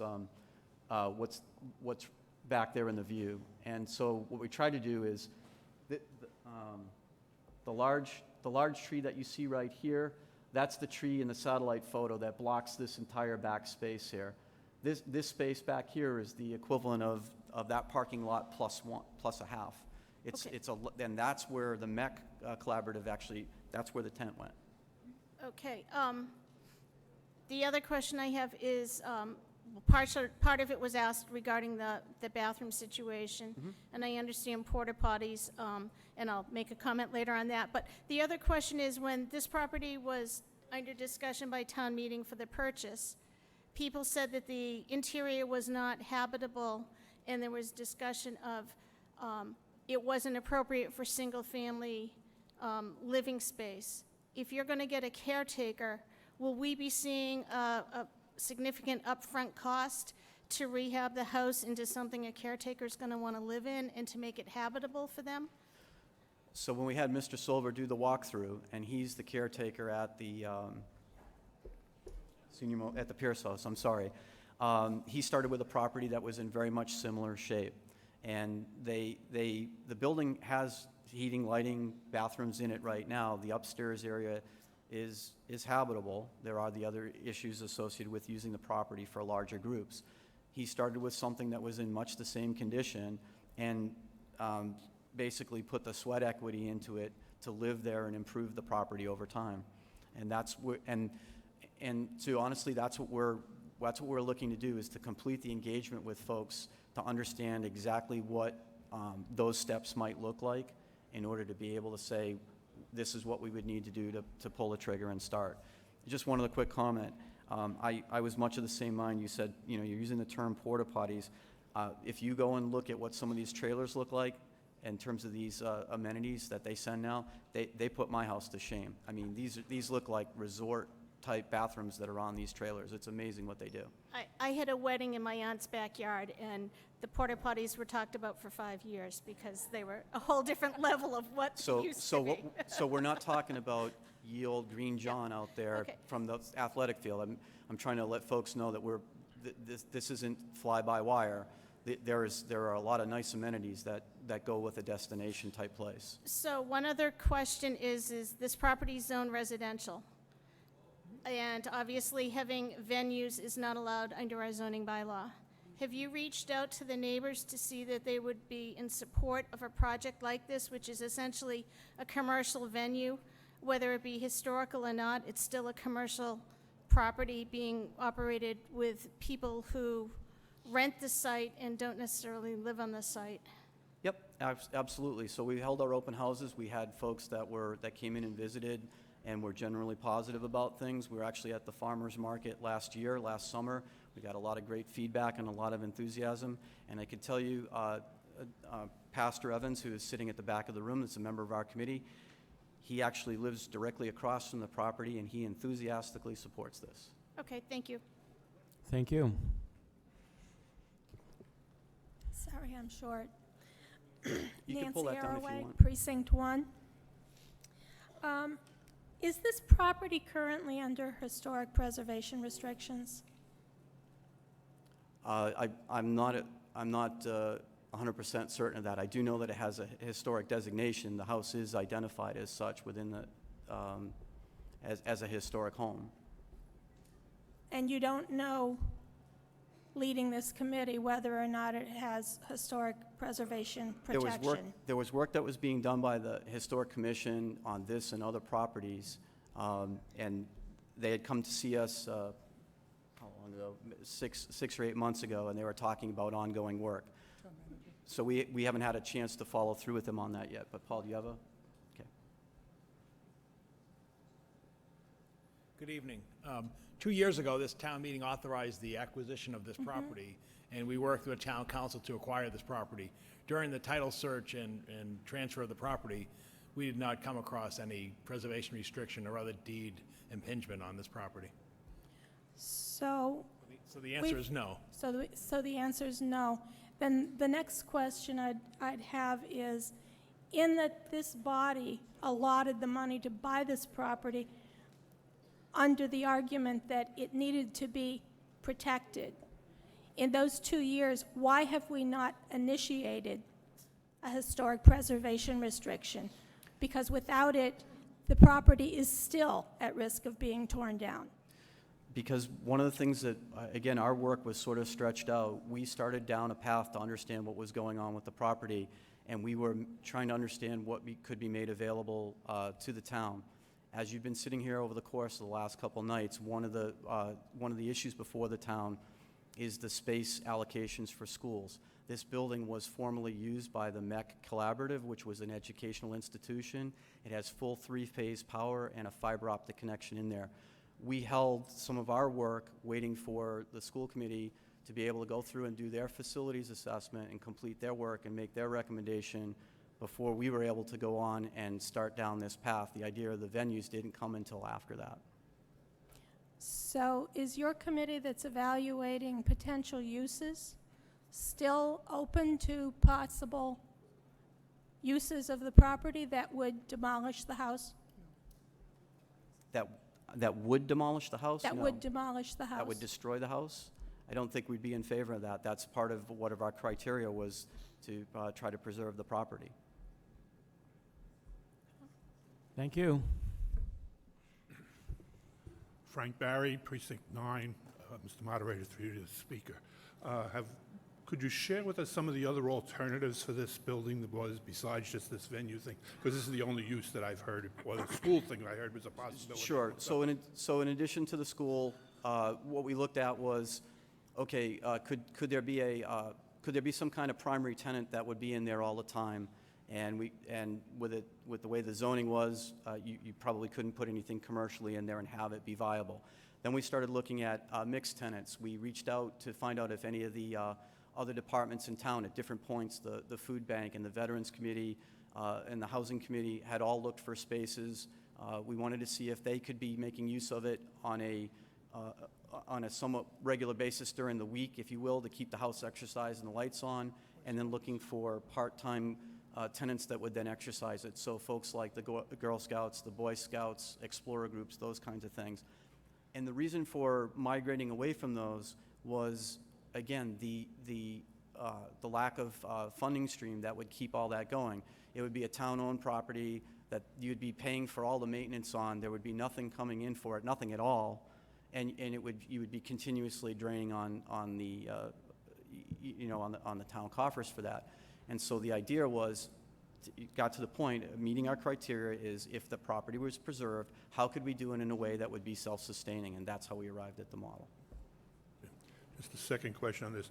The town is actually the owner of this building then through the Historical Society? The town owns the building outright, is that correct? outright.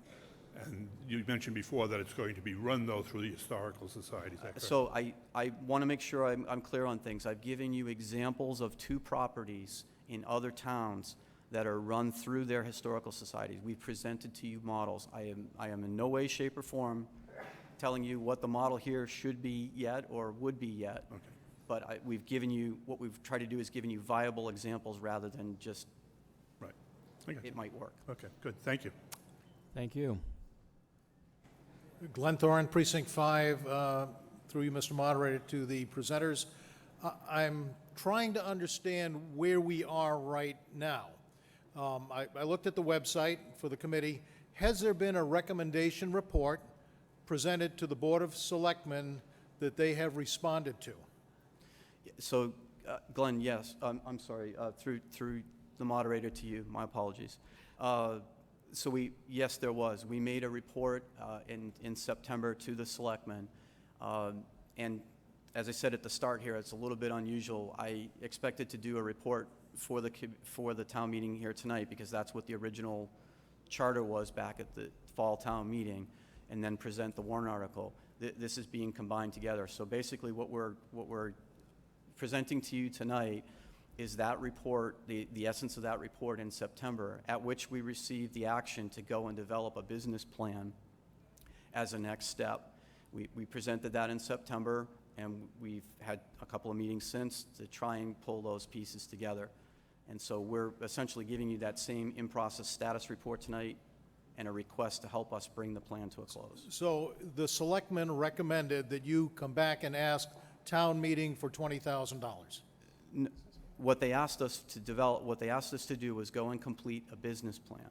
And so as part of that activity, we're asking for the funding to solicit the consultants that will help us put the finishing touches on that business plan to give you the most accurate information possible. So they didn't ask for you to come back and ask for $20,000. That's a committee decision, is that correct? That is correct. Okay, you said just a few moments earlier that this area is not zoned for a commercial enterprise. What's your definition of this rental program, and who would actually run it as a not commercial enterprise to rent the property out should we go in that direction? So utilizing the models of the other properties, in particular, we keep returning to the similar property, the Whiting home. They are in a residential zone as well, with some other properties across the street. The caretakers are the folks that administer to the home, and in the models that are used in those towns, the property is, and the folks there are administered through the historical societies in those towns. The town specific does not fund them, does not have a budget line item for them at all. They're entities that operate through that, through those vehicles, and any other activity that they do, like fundraising or stuff, is done on their own. So the Historical Society has agreed to take the ownership of the operation of this enterprise, that you're going to look for funding to get another consultant to try and do a business plan for you. No, so Glenn, I see you trying to jump things ahead here. What we've tried to explain is we've given models, we've provided models of how something may operate. I think we've been very open and honest about this. We developed what was a recommendation. We actually had 2 recommendations that came out of our report that were presented to the selectmen, and that was to preserve the property as the first choice and utilize the model of a venue to do so as a self-sustaining model. The other option was divestiture if it came to that, and to do it in a spiral fashion so that there wouldn't be a lot of upfront development. We've provided examples of how it could be run. I think I've said a few minutes ago, we're not telling you how it should be run just yet because we haven't had the chance to finish that business plan to ask the consultants what would make most sense in our instance, okay, in the instance of this town. We're looking to get those kinds of answers for you so that when you decide to make a decision to either preserve the property or divest of it, you understand exactly what the numbers could be and what the operating model should look like. So one last question. The similar organizations that you looked at had a responsible board or party as I think you explained it to us, that have a business plan for these other properties and take care of the finances, the accounting, the accountability, and so forth. So somebody's in charge, and somebody collects the revenues, takes care of the expenses. Is that what you said? That's correct.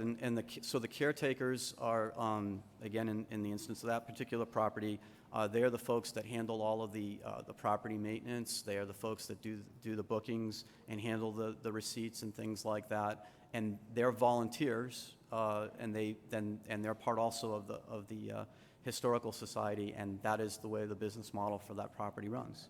And you've got a copy of their business plans and how they operate? We are working with them to get more information. They actually just gave us first set of responses Tuesday night. Thank you. Yep. Thank you. Lou Marino, Precinct 5, through the moderator to the committee. First question is, all this parking you're talking about, are you planning on having spaces for ADA, like cars with placards and vans? So the parking that's there is between the grassed area and the parking lot is well sustainable for the size of the parties that we're talking about, based on the models that we've gone out and looked at. Again, we've looked at a property that depends on on-street parking, and we can utilize the front yard space and that parking lot to a much greater extent than they can. The answer is yes. There's opportunities to do it here at the front. At the front of the building here on this property, or whether or not it's sections of the main parking lot, there is opportunity to make that happen. And my second and last question is, I know we don't know right now who's going to be in charge of these funds, but for example, is a person supposed to just hand over a check to this caretaker? Is this caretaker going to be vetted at all, that they don't have anything in their past where they're going to pocket the money or something like that? So Lou, whatever business model is applied, right? We're trying to meet two different things. We want to make sure that the people in the model will be vetted, but there are established working businesses out there where they vet these people. There's a large national group out there with their own website and information, caretakers.org. They bring people together for these kinds of properties all the time. These models have been running for 10, 15, 20 years through these societies, and quite responsibly so. They make them work. And then my final question would be, if a caretaker, you have turnaround, whose responsibility would it be to choose another caretaker? Would it be the historical, in these other two towns, would it be the historical commission or this private board that's set up? Who? That's a good question, and we can take that kind of question and go back and try to understand what that information is. But in terms of turnover, it hasn't been very much. Honestly, at the other property, at the Pierce home, Mr. Silver has been there going on how long now, Sarah? Since 1975. And then if the moderator will indulge, one last question is, when this is all up and established, is it going to be, what happens if there's damage like to the internal of the house? Is the town going to be responsible for that? Is the caretaker? As I understand, recently there was some like water damage or something that was done to the inside of it? So right now the town owns the property and is responsible for the upkeep of the property. There's, the utility bills and things are being paid by the town, and they're keeping track of that through the DPW. When you have these types of properties, you have your rental agreements, you have the insurance in place and things like that. And remember, what we're talking about is a spiral development. What we're talking about in the beginning is the inside of the home isn't even used. Like these other properties, they started out they were marketing the location, the photography, and those kinds of things to make use of the outside of the site. And as they were able to reinvest that money into the property, they gradually brought the innards of the property online. But they have all that documentation for the agreements in place. Thank you. Thank you. Paul Regazio, Precinct 7, to the moderator. Again, this question may be similar to the last one. What type of liability insurance or what responsibility would the town have for these events? I'm not concerned about damage initially to the property. Obviously, that would be covered. but liability damage, liability responsibility, someone leaving a wedding, you know, a little bit unsober. Right, and so this is one of the questions that we want to make sure that we have resolved in finalizing the business plan. We want to talk to those experts and understand what all those options and opportunities are, and make sure that we can give you the accurate information for that. Thank you. Thank you. Claire Janot, Precinct 7. Could you go back to the slide, please, that shows the options that the committee considered?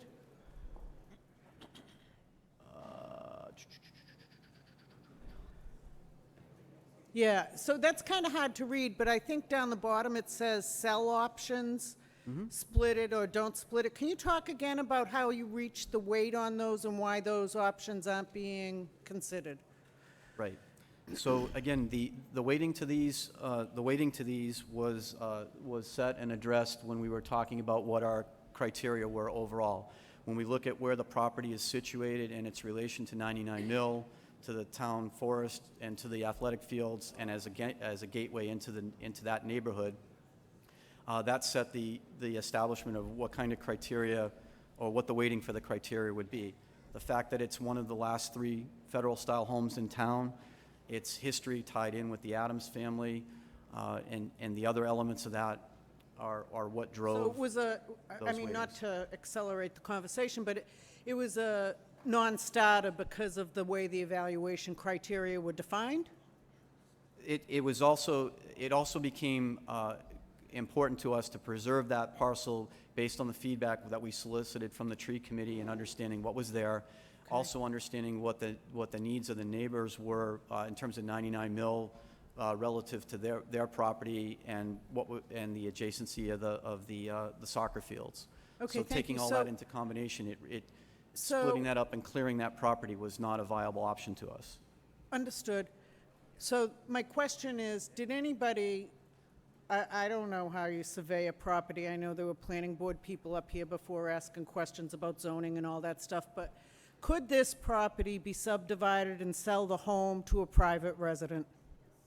And keep the back spot, open spot, and retain a connection to the mill and the waterway, and allow us to maybe keep that part as open space and have somebody who loves historical buildings buy and restore it as a home? Is that an option? So the option, as you know, the second recommendation in our report was always divestiture. The opportunity that we were trying to present to the town was when you start selling that property and breaking it up, there are other things that possibly fall out of your control.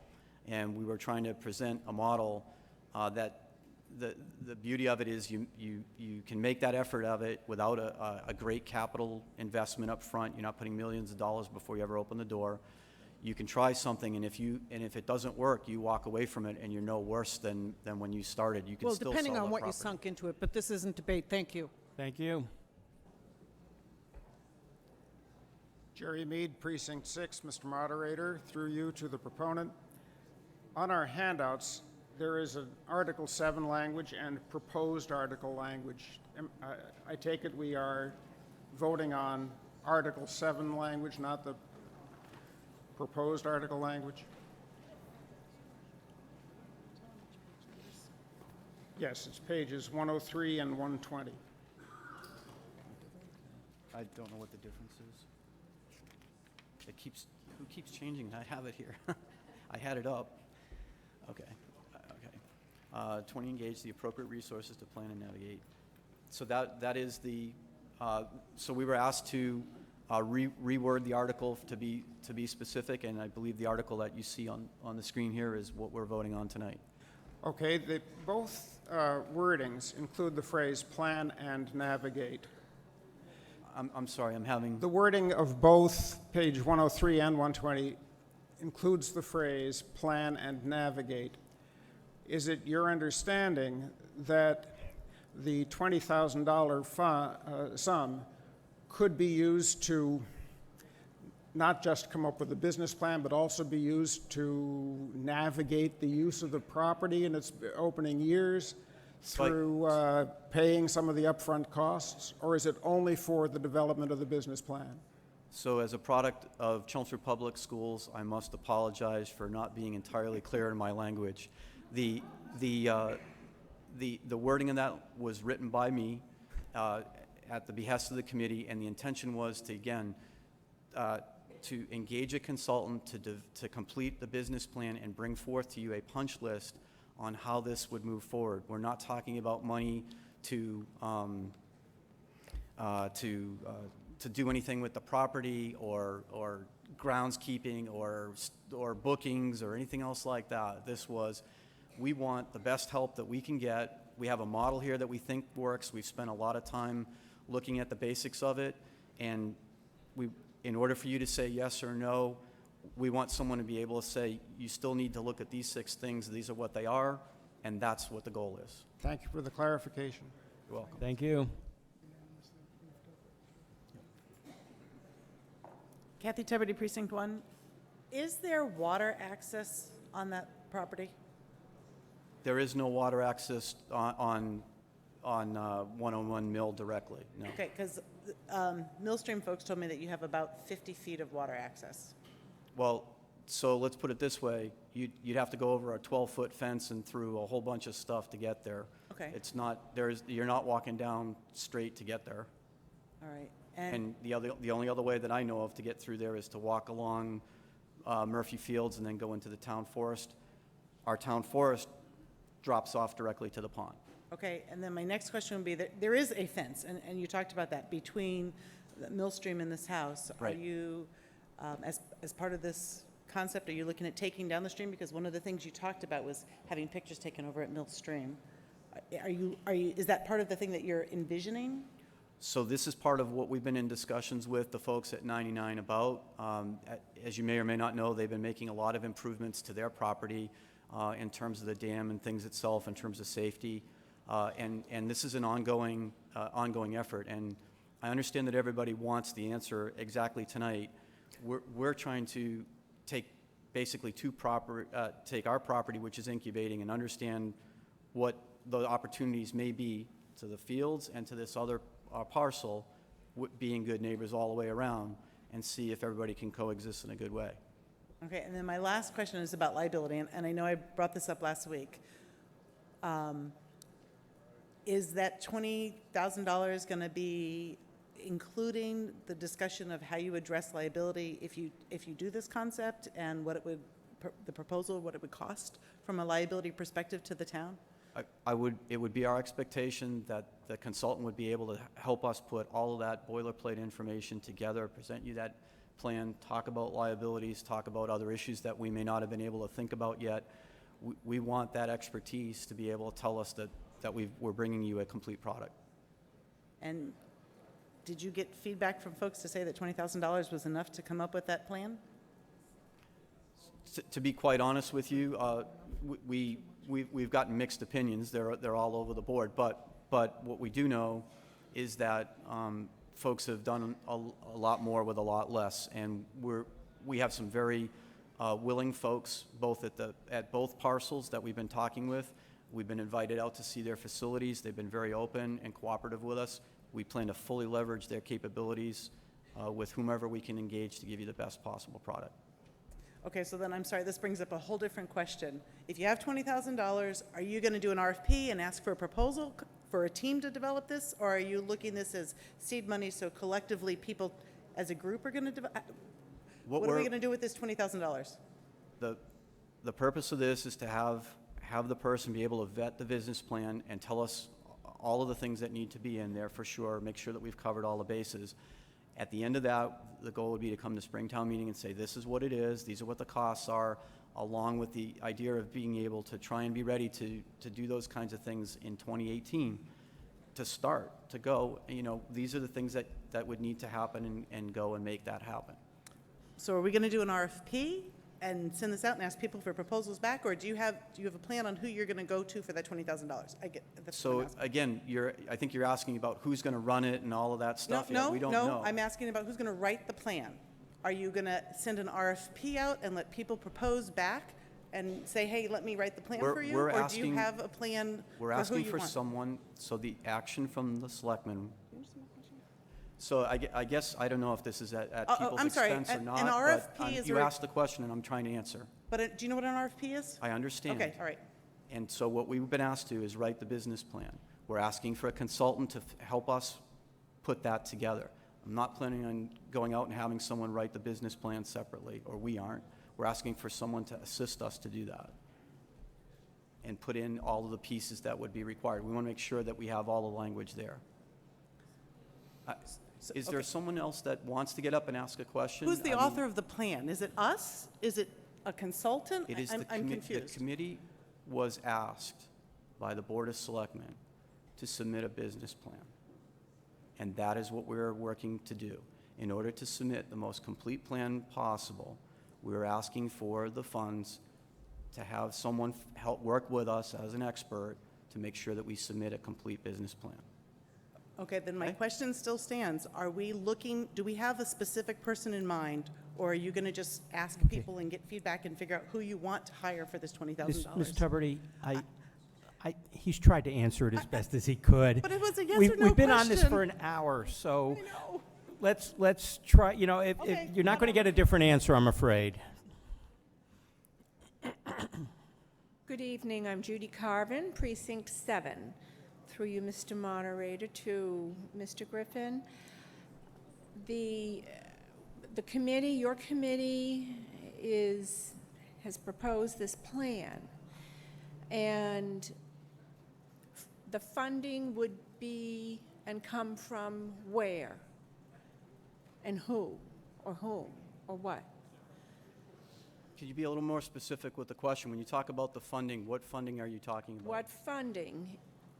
Let's say you hire a consultant. That consultant would be hired to perform a feasibility study. It may turn out that the consultant will tell you this is not feasible. End of this proposal. Will the proposal, you're going to have this person look at this with building this and doing this and renovating and adding this and ADA compliance and liability and liquor liability. Who's going to own this business? Who's going to run the business? Who's going to finance all of the initial... One question at a time. Sorry. Give them an opportunity. So what we've done is provided both the selectmen, the FinCom, and the body here tonight with examples of working models that happen to go through historical societies. We have not identified the specific vehicle, I'll say it again here, for this town. We are looking to work with the person and in the process of establishing that business plan to understand what the best vehicle for that would be. No, Bill, I can't hear you. Can they turn up the... I certainly can't. Go ahead. Try to speak closer into the microphone. Maybe that'll help.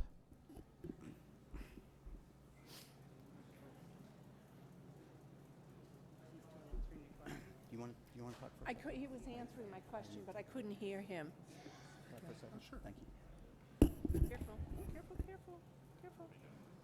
Go ahead. Mr. Moderator, could you re-ask the question, please? Yes. Does your committee have a plan as to who's going to operate the business, who's going to fund the business, who's going to fund the initial build-out, the landscaping, all of, hundreds and thousands of dollars, a full-time professional event person? Okay. Here we go again. I think he gets the idea. Funding. I guess I'd respond with the full-day kindergarten answer. The amount that we're asking for is $20,000 to hire a consultant to come in and help develop a business plan to answer all those questions. So $20,000, not hundreds of thousands of dollars. $20,000 for now, right? That's what the warrant article says, yes, ma'am. Yes. All right, thank you. Maria Carafellis, Precinct 2. Through you, Mr. Moderator, to the speaker. Brian, can you explain to me exactly what you were chartered to do as this committee? was to look at the site, correct me if I'm wrong, to look at the facility, to encourage other town departments and like the school district and others to see if they could utilize this building for something for their needs. And then you went on to looking at this for the venue facility. Am I correct? I think I understand the question. Okay. The committee's mission, chartered by town meeting, Yes. was to evaluate potential uses of the property at 101 Mill Road, and the committee will report its findings to both the selectmen and to town meeting. Okay, which We you have reported- done. We went through this process, we reported to the selectmen, and now this warrant article is more or less our report to town meeting. Normally, a committee would report during Article 1, and then perhaps somebody would ask for money later, but this one's kind of a combination. So this is the Okay. report to town meeting. Hold on a second. As part of the $20,000, I understand that's the funding that you're looking for to get a consultant to help you build a business plan and to help you create an RFP in order to, but that would have to come back to either the selectmen or to town meeting, am I correct? I believe that the town's capable of helping us write an RFP. We'd probably have to do the basics and then go to the town council and Mr. Cohen to actually write the RFP to select someone. I don't know if $20,000 would require us to put it out for bid and that sort of thing. That's not our expertise. Okay, We're a thank you. volunteer, we're a volunteer group of town. Thank you. Thank you.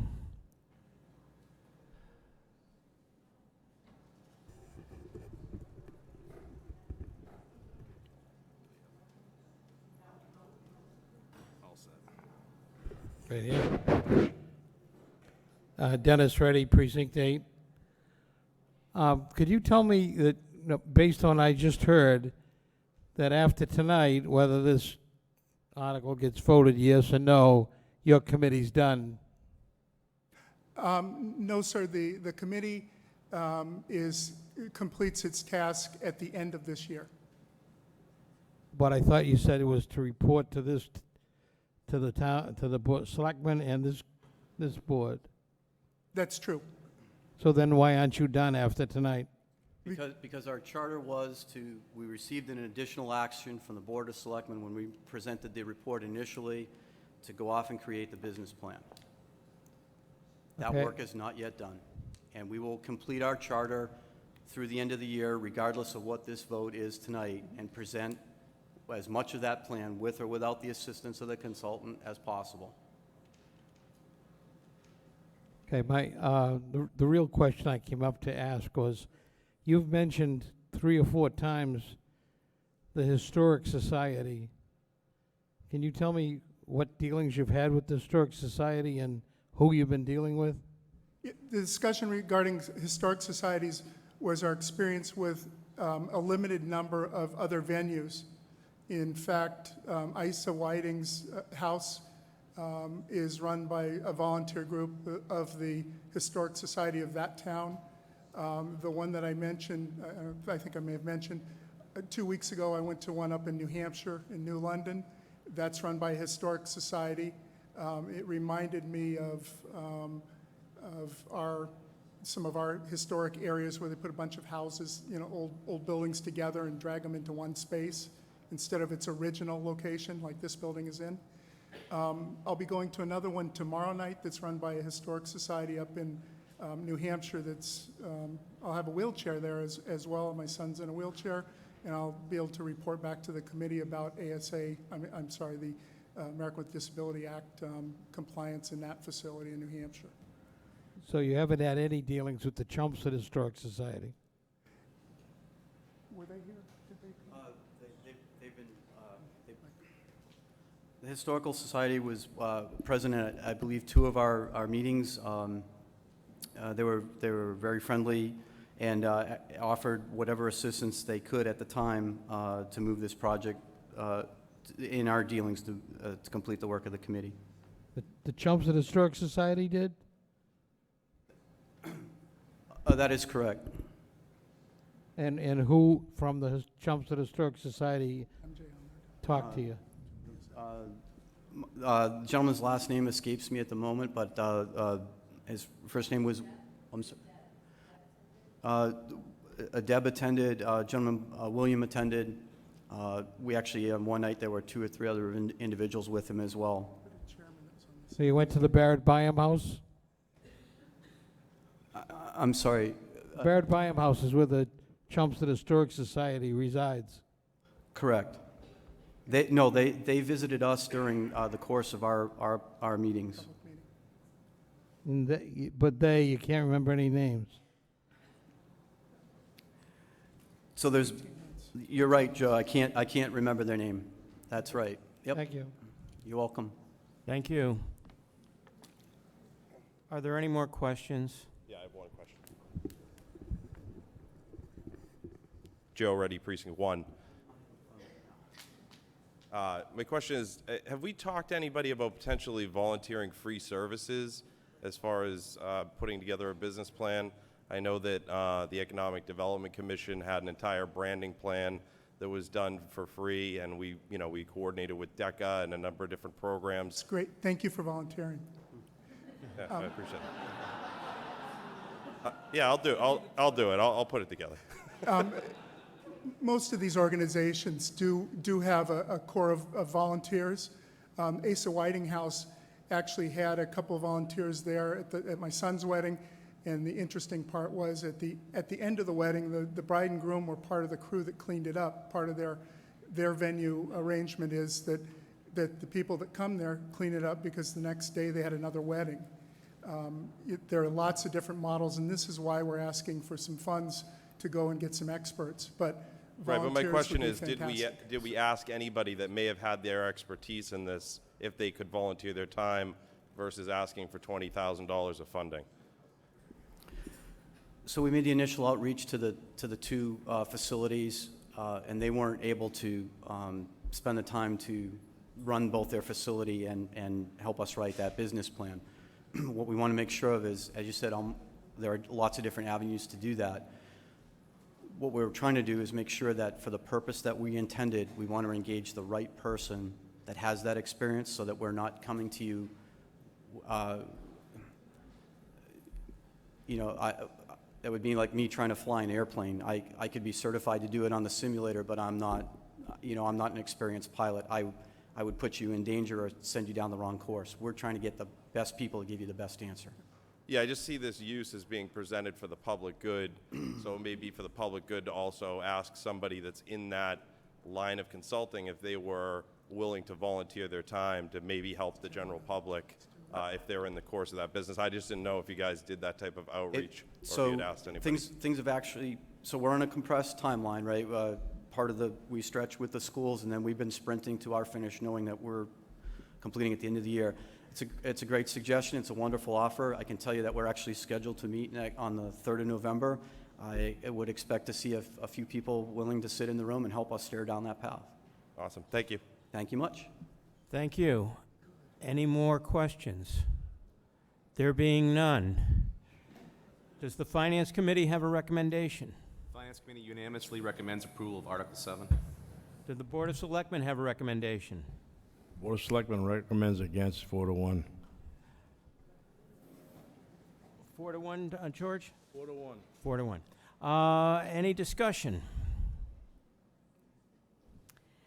Beth Logan, Precinct 3.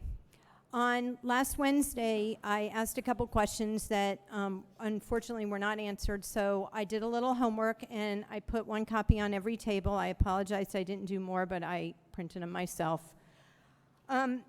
I took the list of what they put as other venues, and I did a little research, including adding the golf course. I actually even talked to the woman that runs Smith Barn, and when I first mentioned this to her, I asked her if anybody from Chelmsford called, and she said no. And then I told her they were interested in turning an historic house into this, and she goes, oh, geez, they shouldn't do that. If they only knew the liability issues and everything we have to deal with. And I backed her up, got my questions on bathrooms and parking and whatever. But that was her first response. She also said Topsfield has tried to do this and they're struggling right now. I want to point out that within Chelmsford we have the Radisson, which is a tax-paying business that pays real estate tax, and they do winnings. We have the Garrison House. We have Old Town Hall. We actually have the Historic House. We have a bunch of different opportunities for places where you could actually hold a wedding. And the golf course, as I mentioned. So part of my business is doing business plans and competitor analysis in my consulting business. So for those people who are interested, like I said, I put a competitor analysis on every table. You will see that the examples that I only took 4, but they all have indoor bathrooms. They all have seating indoors for 60 people minimum. The Asa Whiting House, which they're using as an example, has a barn that holds indoors 100 people, and then the house holds another 60. Of course, you wouldn't have half the party in one and half the party in the other, so most people just hold their wedding in the barn. That includes tables and chairs, and like I said, it includes bathrooms. The golf course seats 72 and is only $450 per event. So I did the business case on the back. Now, of course, if you paid me $20,000, I'd do more than 2 pages for you. But as you can see from the business case on the back, even assuming that we could get 2 weddings every single weekend for 26 weeks of the year, I could only get your revenues of $31,200. The expenses, and when I did the expenses, I did not include the liability insurance for having alcohol on the property. And keep in mind that if there's people drinking on 101 and they go over to 99 to take pictures and something happens and they fall in, 99 is also responsible. So this needs to be insurance on both pieces of property. I didn't include that. I did not include the about $8,000 of lost tax revenue that that we're not getting because this isn't private property if we sold the house, even if we kept part of the back property for conservation. And I did not include any recapturing of the $500,000 we've spent to date, which is the purchase of the house, plus the maintenance, which we hopefully are keeping it up, plus the insurance we have to keep, et cetera, and now $20,000 more. So it's actually going to be more than $500,000. I didn't include any of that, and my expenses per year are over $46,000.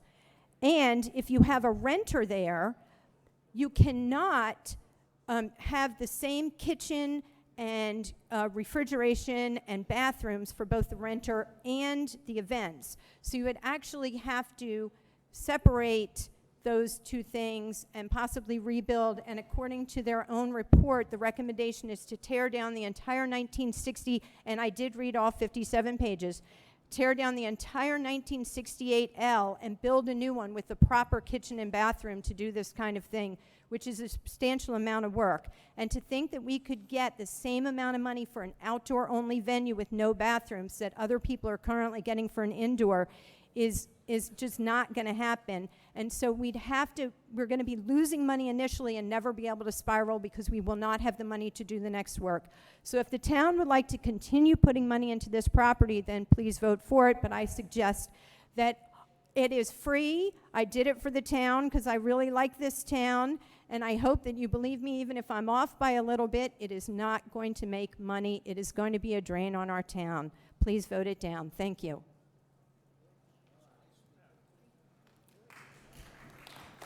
Maria Carafellis, Precinct 2. I'm in favor of this article because for once, something on this end of town is not a 40B with 102 units of apartments or anything else that they're tearing down and adding to 129 and Mill Road. It's a wonderful idea. If I was getting married, which I've already done that once, thank you very much, I would do it there. And the temporary issues with the bathrooms and whatever, that's a temporary fix until the volume of the money, the generation of the money does come in. And for a point of a point of order or consideration. When you have an outside venue and you hire a caterer, and the caterer hires the bartender, the bartender is responsible for the bar, and they hold the liability insurance for the alcohol. Okay, and this is a wonderful idea. It's finally something that we can do. And a lot of people right now, everyone I talk to that's planning a wedding is doing it in a facility like this or similar to this. And why not? Give me a good reason why not. I don't even want to, oh, don't even go there. Never mind. Thank you. Sue Carter, Precinct 5. First, I'd like to thank the committee for all the hard work you've put into it. It's obvious that you've spent a lot of time and effort.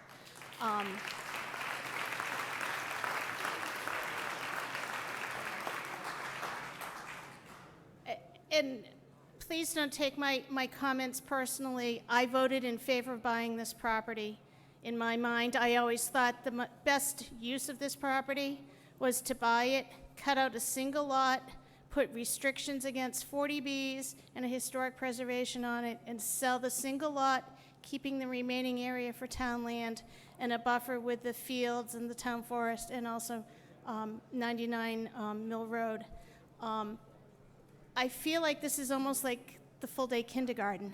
We're voting on expenditure, and in that we're de facto accepting what's going to happen in the bottom run. The other night we voted on classrooms, and with that we got full-day kindergarten coming forward. With this one, we've never really voted on what we envision for this property. If we vote for this $20,000, we're investing in this venue heading in this direction. I went to a yard sale that the Boy Scouts had down here, and the site distances weren't great for a driveway coming out. There's no room for parking on Mill Road. If there's restricted parking for a venue, my concern is people overflowing onto Mill Road. We have so many other historical sites that this town has stepped up to the plate and preserved. The town halls, we just spent work on the golf course. I think this is one that I'm not in favor of spending the money, and I think the renovation costs inside, I think, could spiral out of control, because anytime you start something in a house, you never know what you're going to find, and with the age of this one. So I would encourage people to vote this down, and I would hope that we would consider cutting out a single minimum size lot around the house and structure, putting restrictions on it, and keeping the remaining land for the town and selling this parcel. Thank you. Thank you. Glenn Diggs, Precinct 2. This is a difficult subject to talk about because there are two parts that enter into it. One is your brain and one is your heart.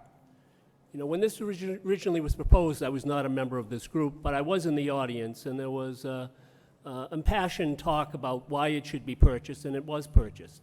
And, there's no question that the committee did hard work in doing what they thought is coming up with ideas of what could be done with it. And when it was presented to the Board of Selectmen, some people thought, well, this will move quickly, but it ended up being exactly what it is tonight, in that there was a lot of discussion about it, because from the standpoint of not being a financial drain on the town, there's nothing that's been brought forward that's ever going to happen, that it will ever be financially stable. The cost to maintain it, according to Gary Pesicchetti, was approximately $10,000 a year. That's what we spend just to keep it going now. Subsequent to the Board of Selectmen, I believe there was a meeting of the team from 99 Mill Road, the stewards over there, and they don't want anything to do with 101 Mill Road. So it would appear that there's a natural tie-in, but they have enough on their plate, and they don't really want to be involved with 101.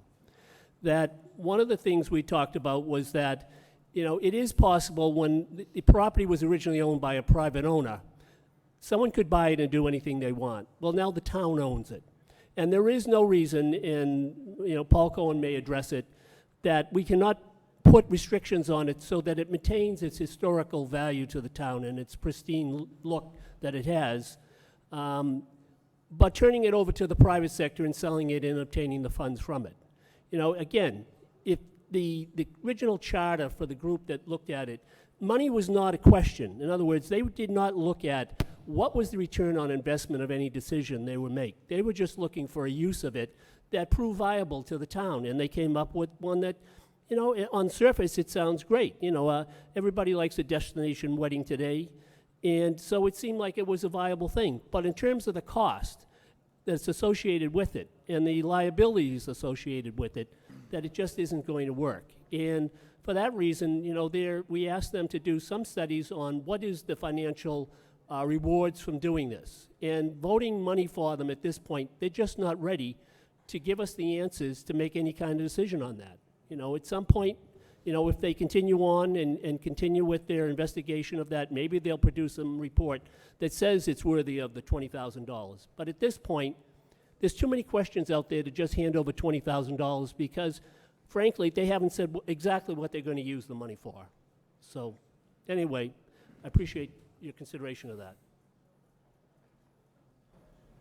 Thank you. Brian Latina, Precinct 4, and a member for 18 months on the 101 Mill Road Committee.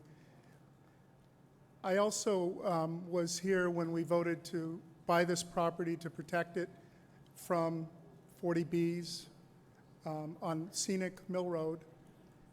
And having been on the committee for just a little while, I discovered fascinating things about that property and the one adjacent to it, and the 450 acres that the King of England 300 years ago had the foresight to throw a little money thing onto this property.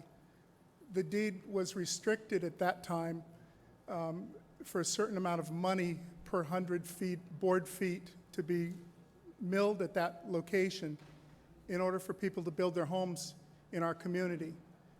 300 years ago, and prior to the United States of America being even thought about, 100 years before Samuel Adams, the owner of that property, the first owner of that property, had a kid named Sam Adams that does the beer downtown. These people looked ahead, they recognized that this property had some value to it, and we have 1.9 more or less acres left of that property deeded to us here.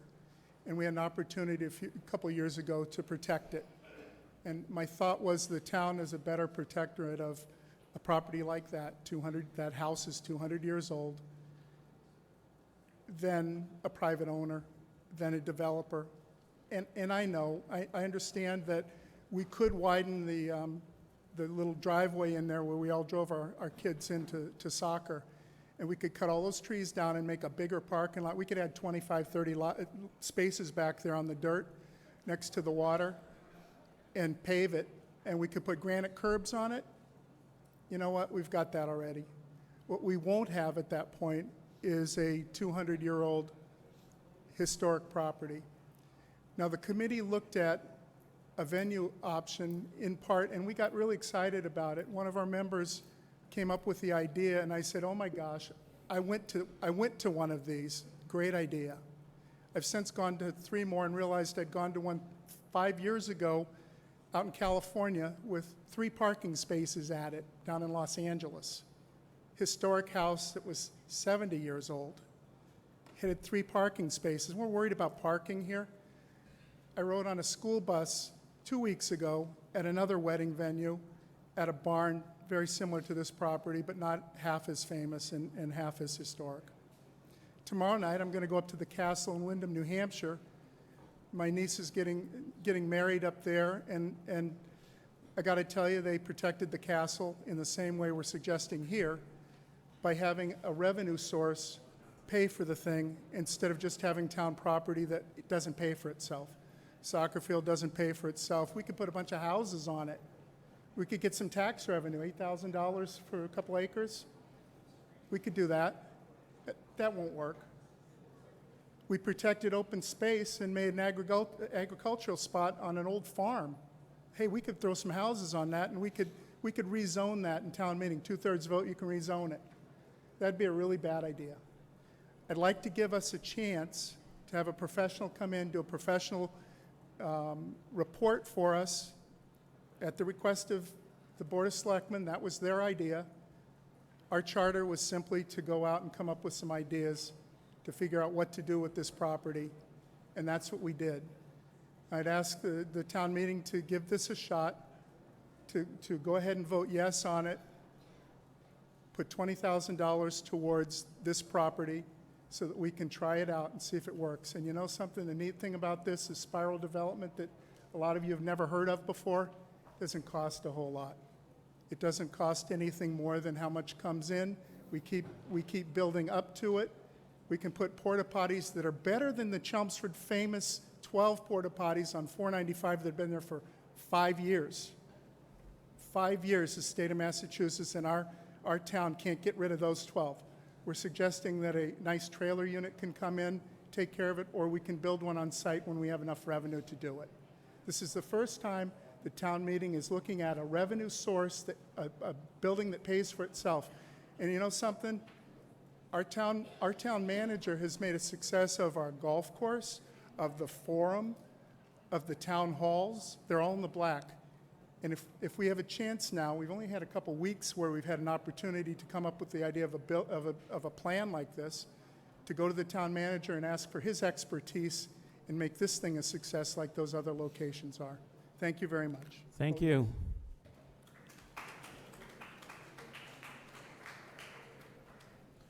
Hugh Evans, I'm a member of the 101 Mill Road Committee, and I just happen to live across the street from that venue. I want to speak in favor of the adoption of this proposal. The $20,000 is meant to give us a start. And I want to speak from the heart. When I moved into Chelmsford 40 years ago, I can't believe it's that long, but I originated in Wisconsin, and I came here appreciating the historic quality of various and sundry facilities in New England, and particularly in this town. I certainly don't want to see that property turned into a 101 or just another building or just another location for buildings to be built or for it to be torn down. I also know as a clergyman that it's a doable thing. I've gone to many venue weddings, many destination weddings. And if I had to choose between the old town hall and the mill, which is what is drawing people to that site, you can be sure I would choose the mill. It has a certain ambiance, it has a certain quality to it that will definitely draw people. And I have no doubt that there will be more than adequate number of people that would like to have a wedding at that location. Thank you. Thank you.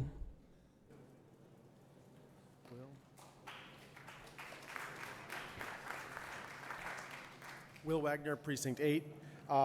I just want to say that I am in favor of allocating the money for further research into this and to start exploring the opportunities that an event venue would give us. Previous speakers have mentioned various dollar figures. Unfortunately, some of her dollar figures seem to be off, in my opinion. Most especially, all the event expenses are covered by the event company, or can be covered by the event company that the individual who wishes to use the site hires. So we can keep our costs low for them to come into the event site. They hire an event company to come in. The event company covers their own liability insurance. The event company covers the tents, the chairs, the staffing, and we provide just the venue. As we get the money into the town to renovate the building, we can expand the offering that the building provides to give more services within that. But that's for the long run. In the short run, the building can be sufficient or self-sufficient into developing it to getting it fixed up and to being a fundraising property for the town and for itself. One of the previous speakers also mentioned that she was unaware of the town meeting having decided on what to do with this property. With all respect, that is the reason that we appointed the committee, was to investigate the possible uses and what to do with it. Their recommendation at this point is to investigate further into using it as an event venue. If we're not going to take their recommendation, why did we appoint the committee in the first place? Thank you very much. Thank you. Hello, Kit Harbison, Precinct 7. On full disclosure, I'm also one of the founding members of the Town Hall Advisory Committee. And I worked with Susan Gates and Donald Van Dyne. We started in, Lord, what was it, 2005, 2006? Before we spend $20,000 getting a business plan done by an expert, I would ask the committee for 101 Mill Road to sit down with me and Susan Gates, if she's amenable to it, so that we can discuss in great detail what it takes to put together a venue of this sort. The amount of money, the amount of volunteer hours. We have 2 volunteer boards that work tirelessly to support the CCA.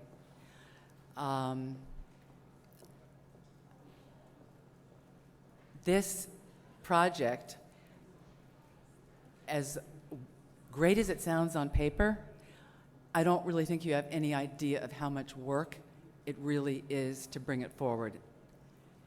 And I would hope that you would at least take the time to consult with people in the town who have done similar things, including Beth Logan, so that you can get a better understanding of what you're really talking about.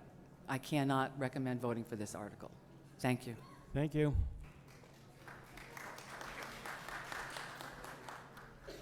Judy Carvin, Precinct 7. I agree with everything Kit just explained to you. Her proposal to investigate the expertise of people here in town, maybe Pat Maloney, people who have done this sort of thing before spending this money. The decision to buy this property 2 years ago was a very emotional decision. And we all know that emotional decisions are usually bad decisions in the end.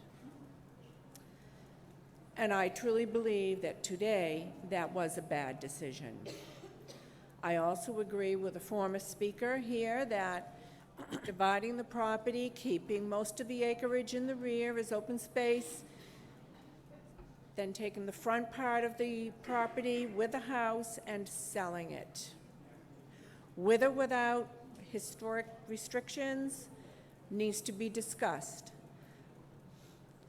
A restriction on a house will scare away a lot of buyers. This is our opportunity to recuperate some of the money that we spent, approved to spend and pay for this property, which I believe we overpaid for this property. It was over the going retail market value 2 years ago. This is our opportunity to subdivide and sell. I am not in favor of spending good money after bad. That would be another bad decision.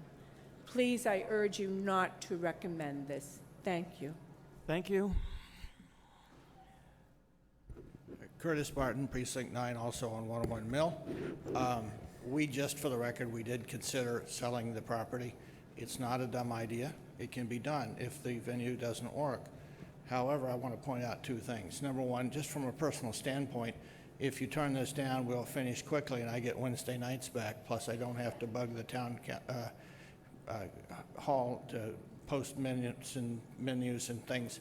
That's from my standpoint, that's a great idea. But from a town standpoint, I recommend this, and I recommend all those people who have great ideas about what it's going to take to please come to our next meeting on the 3rd day of November at the town offices in room LL06. We'd be happy to see that. We'd be happy to take your inputs. Our cost estimates, by the way, are very similar, except that we don't consider sunk costs, because you almost never do. Just for the record, Susan Gates has been to 2 of our meetings and has provided valuable input. We've also contacted her, and she's done great stuff. It's a nice idea to have people involved in that. I don't have that problem. The key point here is do you or do you not wish to maintain an historic facility of value, not necessarily in numbers and money, in this town? Do you want to?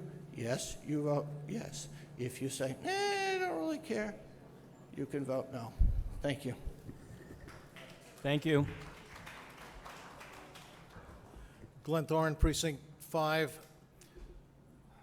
This is an interesting discussion, because when we originally voted on this, I was on the fence about whether to support it or not support it as a committee to study it, and I voted in favor of it, check the record on that, because of the people who were on the committee. You know, I thought that you had the right mix of people on the committee. You had people that knew how to deal with the issues of alternatives and business plans and things like that. So what we are being asked to do right now is to spend $20,000 to have somebody come in and I think it's take a look at this particular option and create a business plan and make a more detailed recommendation to the town, but I'm not going to support this vote. And let me tell you why. Because there are venues out there that have been mentioned tonight that must have a business plan. They must have a record of expenses and income. They have an organization that's in charge of the entire activity who will be able to tell us about, hey, things are going great, we have problems at this particular venue, and what they are. So we're asking for $20,000 to have someone go out and collect this information perhaps, or provide an alternative. What I would like to see, you know, as a business person, is those plans from all these wonderful venues you've heard mentioned tonight. What are they? You know, are they losing money? Are they making money? What are they? Just ask for them. I suspect they'll be available. And what I didn't hear tonight is, if we do this in town, who's in charge? You know, who's going to take the responsibility for managing the operations of this decision that we're moving into? So we're looking for a mysterious consultant to gather information that is readily available, and we have people in the town that have skills. Young lady behind me has already presented some information that she pulled together, and I asked, how long did that take? She said 5 hours and a few phone calls, and I found the information interesting. That may not be the right numbers, but it does show a serious concern about revenue versus expenses, about liability versus other issues. So the reason why I'm not going to support this motion is because I think this committee has bright people on it, and they can go out and get that information. They can compare the information on these venues and show it to us, and show it to the selectmen, who actually, they own this property. It's under their custody and control. And so when that information is gathered together, when the comparisons are made between what's actually happening out in these wonderful places and what we might be able to do with our facility here, and who's going to be responsible. I didn't hear any comment about the Historical Commission saying, yes, we'll take charge. Well, who'll take charge? I don't know. I could ask the Board of Selectmen if each of you as individuals would be willing to take charge of this property and manage it. I suspect that's not a fair question, but it is in your custody. So there's more information I think can be had and can be looked at in a very simple and serious way by people who understand business plans, who are on this committee, who I was hoping would have had that done by this point in time, because I think it's probably the right thing to do, but I'm not willing to pay a consultant $20,000 to do it when I think we as a town and the individuals here can do the same thing. Thank you. I'd like to move the question. Motion to move the question. Point of order, Mr. Moderator. Yes. In the previous moderators committee, the moderators committee, changing positions during the debate with the purpose of blocking the last people in line was not allowed. Well, I'm sorry, but this is an appropriate motion to move the question.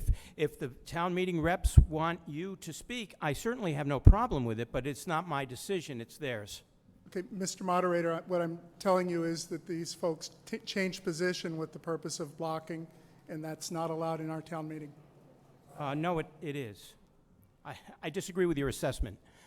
Okay, do we have a screen for...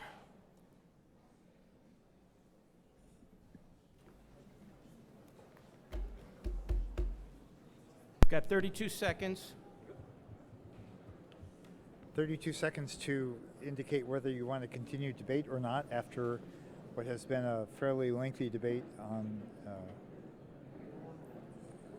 not so much the dispensation of this property, 101 Mill Road, but how we shape the future discussion around it.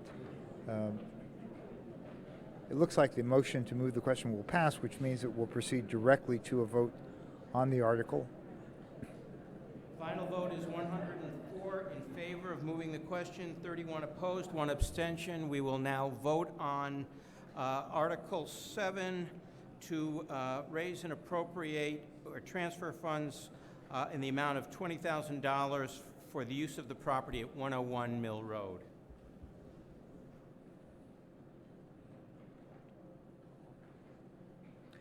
And as you've heard, it's a somewhat risky proposition, perhaps a romantic one, to turn it into a venue for destinations. However, it does not look like the town meeting representatives are swayed by that, and it will probably be turned back to the 101 Mill Road Committee to figure out what to do next.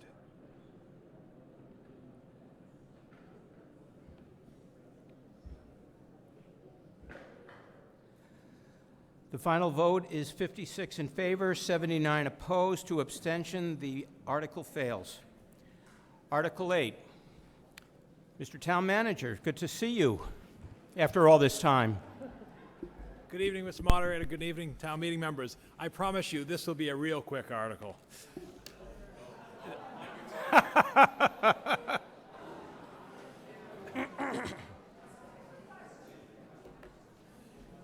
This article is a request for an appropriation of $28,000 for handicapped accessibility improvements to the bathroom doors and outer doors at this facility. Remember the discussion earlier this evening about how codes change over time and so forth, and this building was constructed a generation ago, and over that course of time we have installed automatic door openers at the main entrance. But many of you may have noticed, if you go past there and go to the second set of doors or into the to the bathroom facilities on either floor and so forth, that again it's quite difficult, particularly for people who have limited abilities and other mobility challenges. So we received a request from the Council on Aging as well as from Len Olenchek, our coordinator for accessibility, to bring this article before you to install 10 automatic door openers throughout this building at the locations identified. So again, I would ask your favorable support for this article. Thank you, Mr. Moderator. Thank you, Mr. Manager. Are there any questions? There being none, does the Finance Committee have a recommendation? Oh, we have a, whoa, wow, okay. The Finance Committee unanimously recommends approval of Article 7.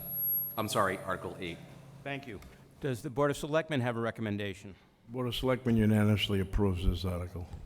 Is there any discussion? There being none, we will vote on Article 8 to appropriate $28,000 for handicap accessible improvements to the bathroom doors and outer doors of the Senior Center.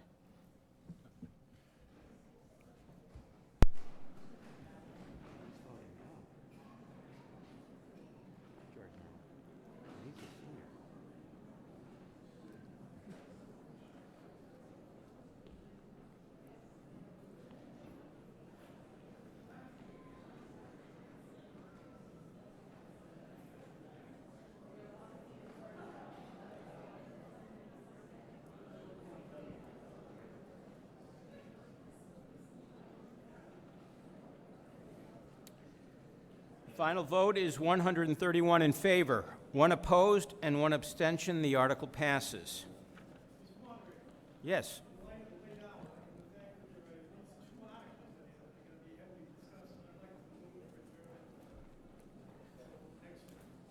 Okay. We have a motion to adjourn At this hour, it's 10:35. We will vote on the motion to adjourn. And I assume that the motion to adjourn means that we will adjourn until Monday at 7:30? Okay. Can we have that on the screen, or shall we do... Majority, yeah. Yes. It'll be up in a second. I don't remember. I won't forget. I've got it right here. May Yes. I ask a question? It's an IT question at my table. When we're clicking, our votes, is there any specific place we're supposed Right to here. be aiming Right or here, pointing? right here. That's it? Okay, because people thought maybe either side, but it's just that? Yes. Okay, thank you for the clarification. Thank you.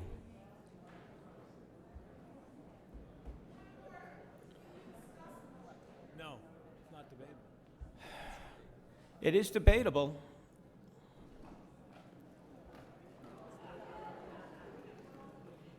Yes? I have a good point. Karen Utek, Precinct 5.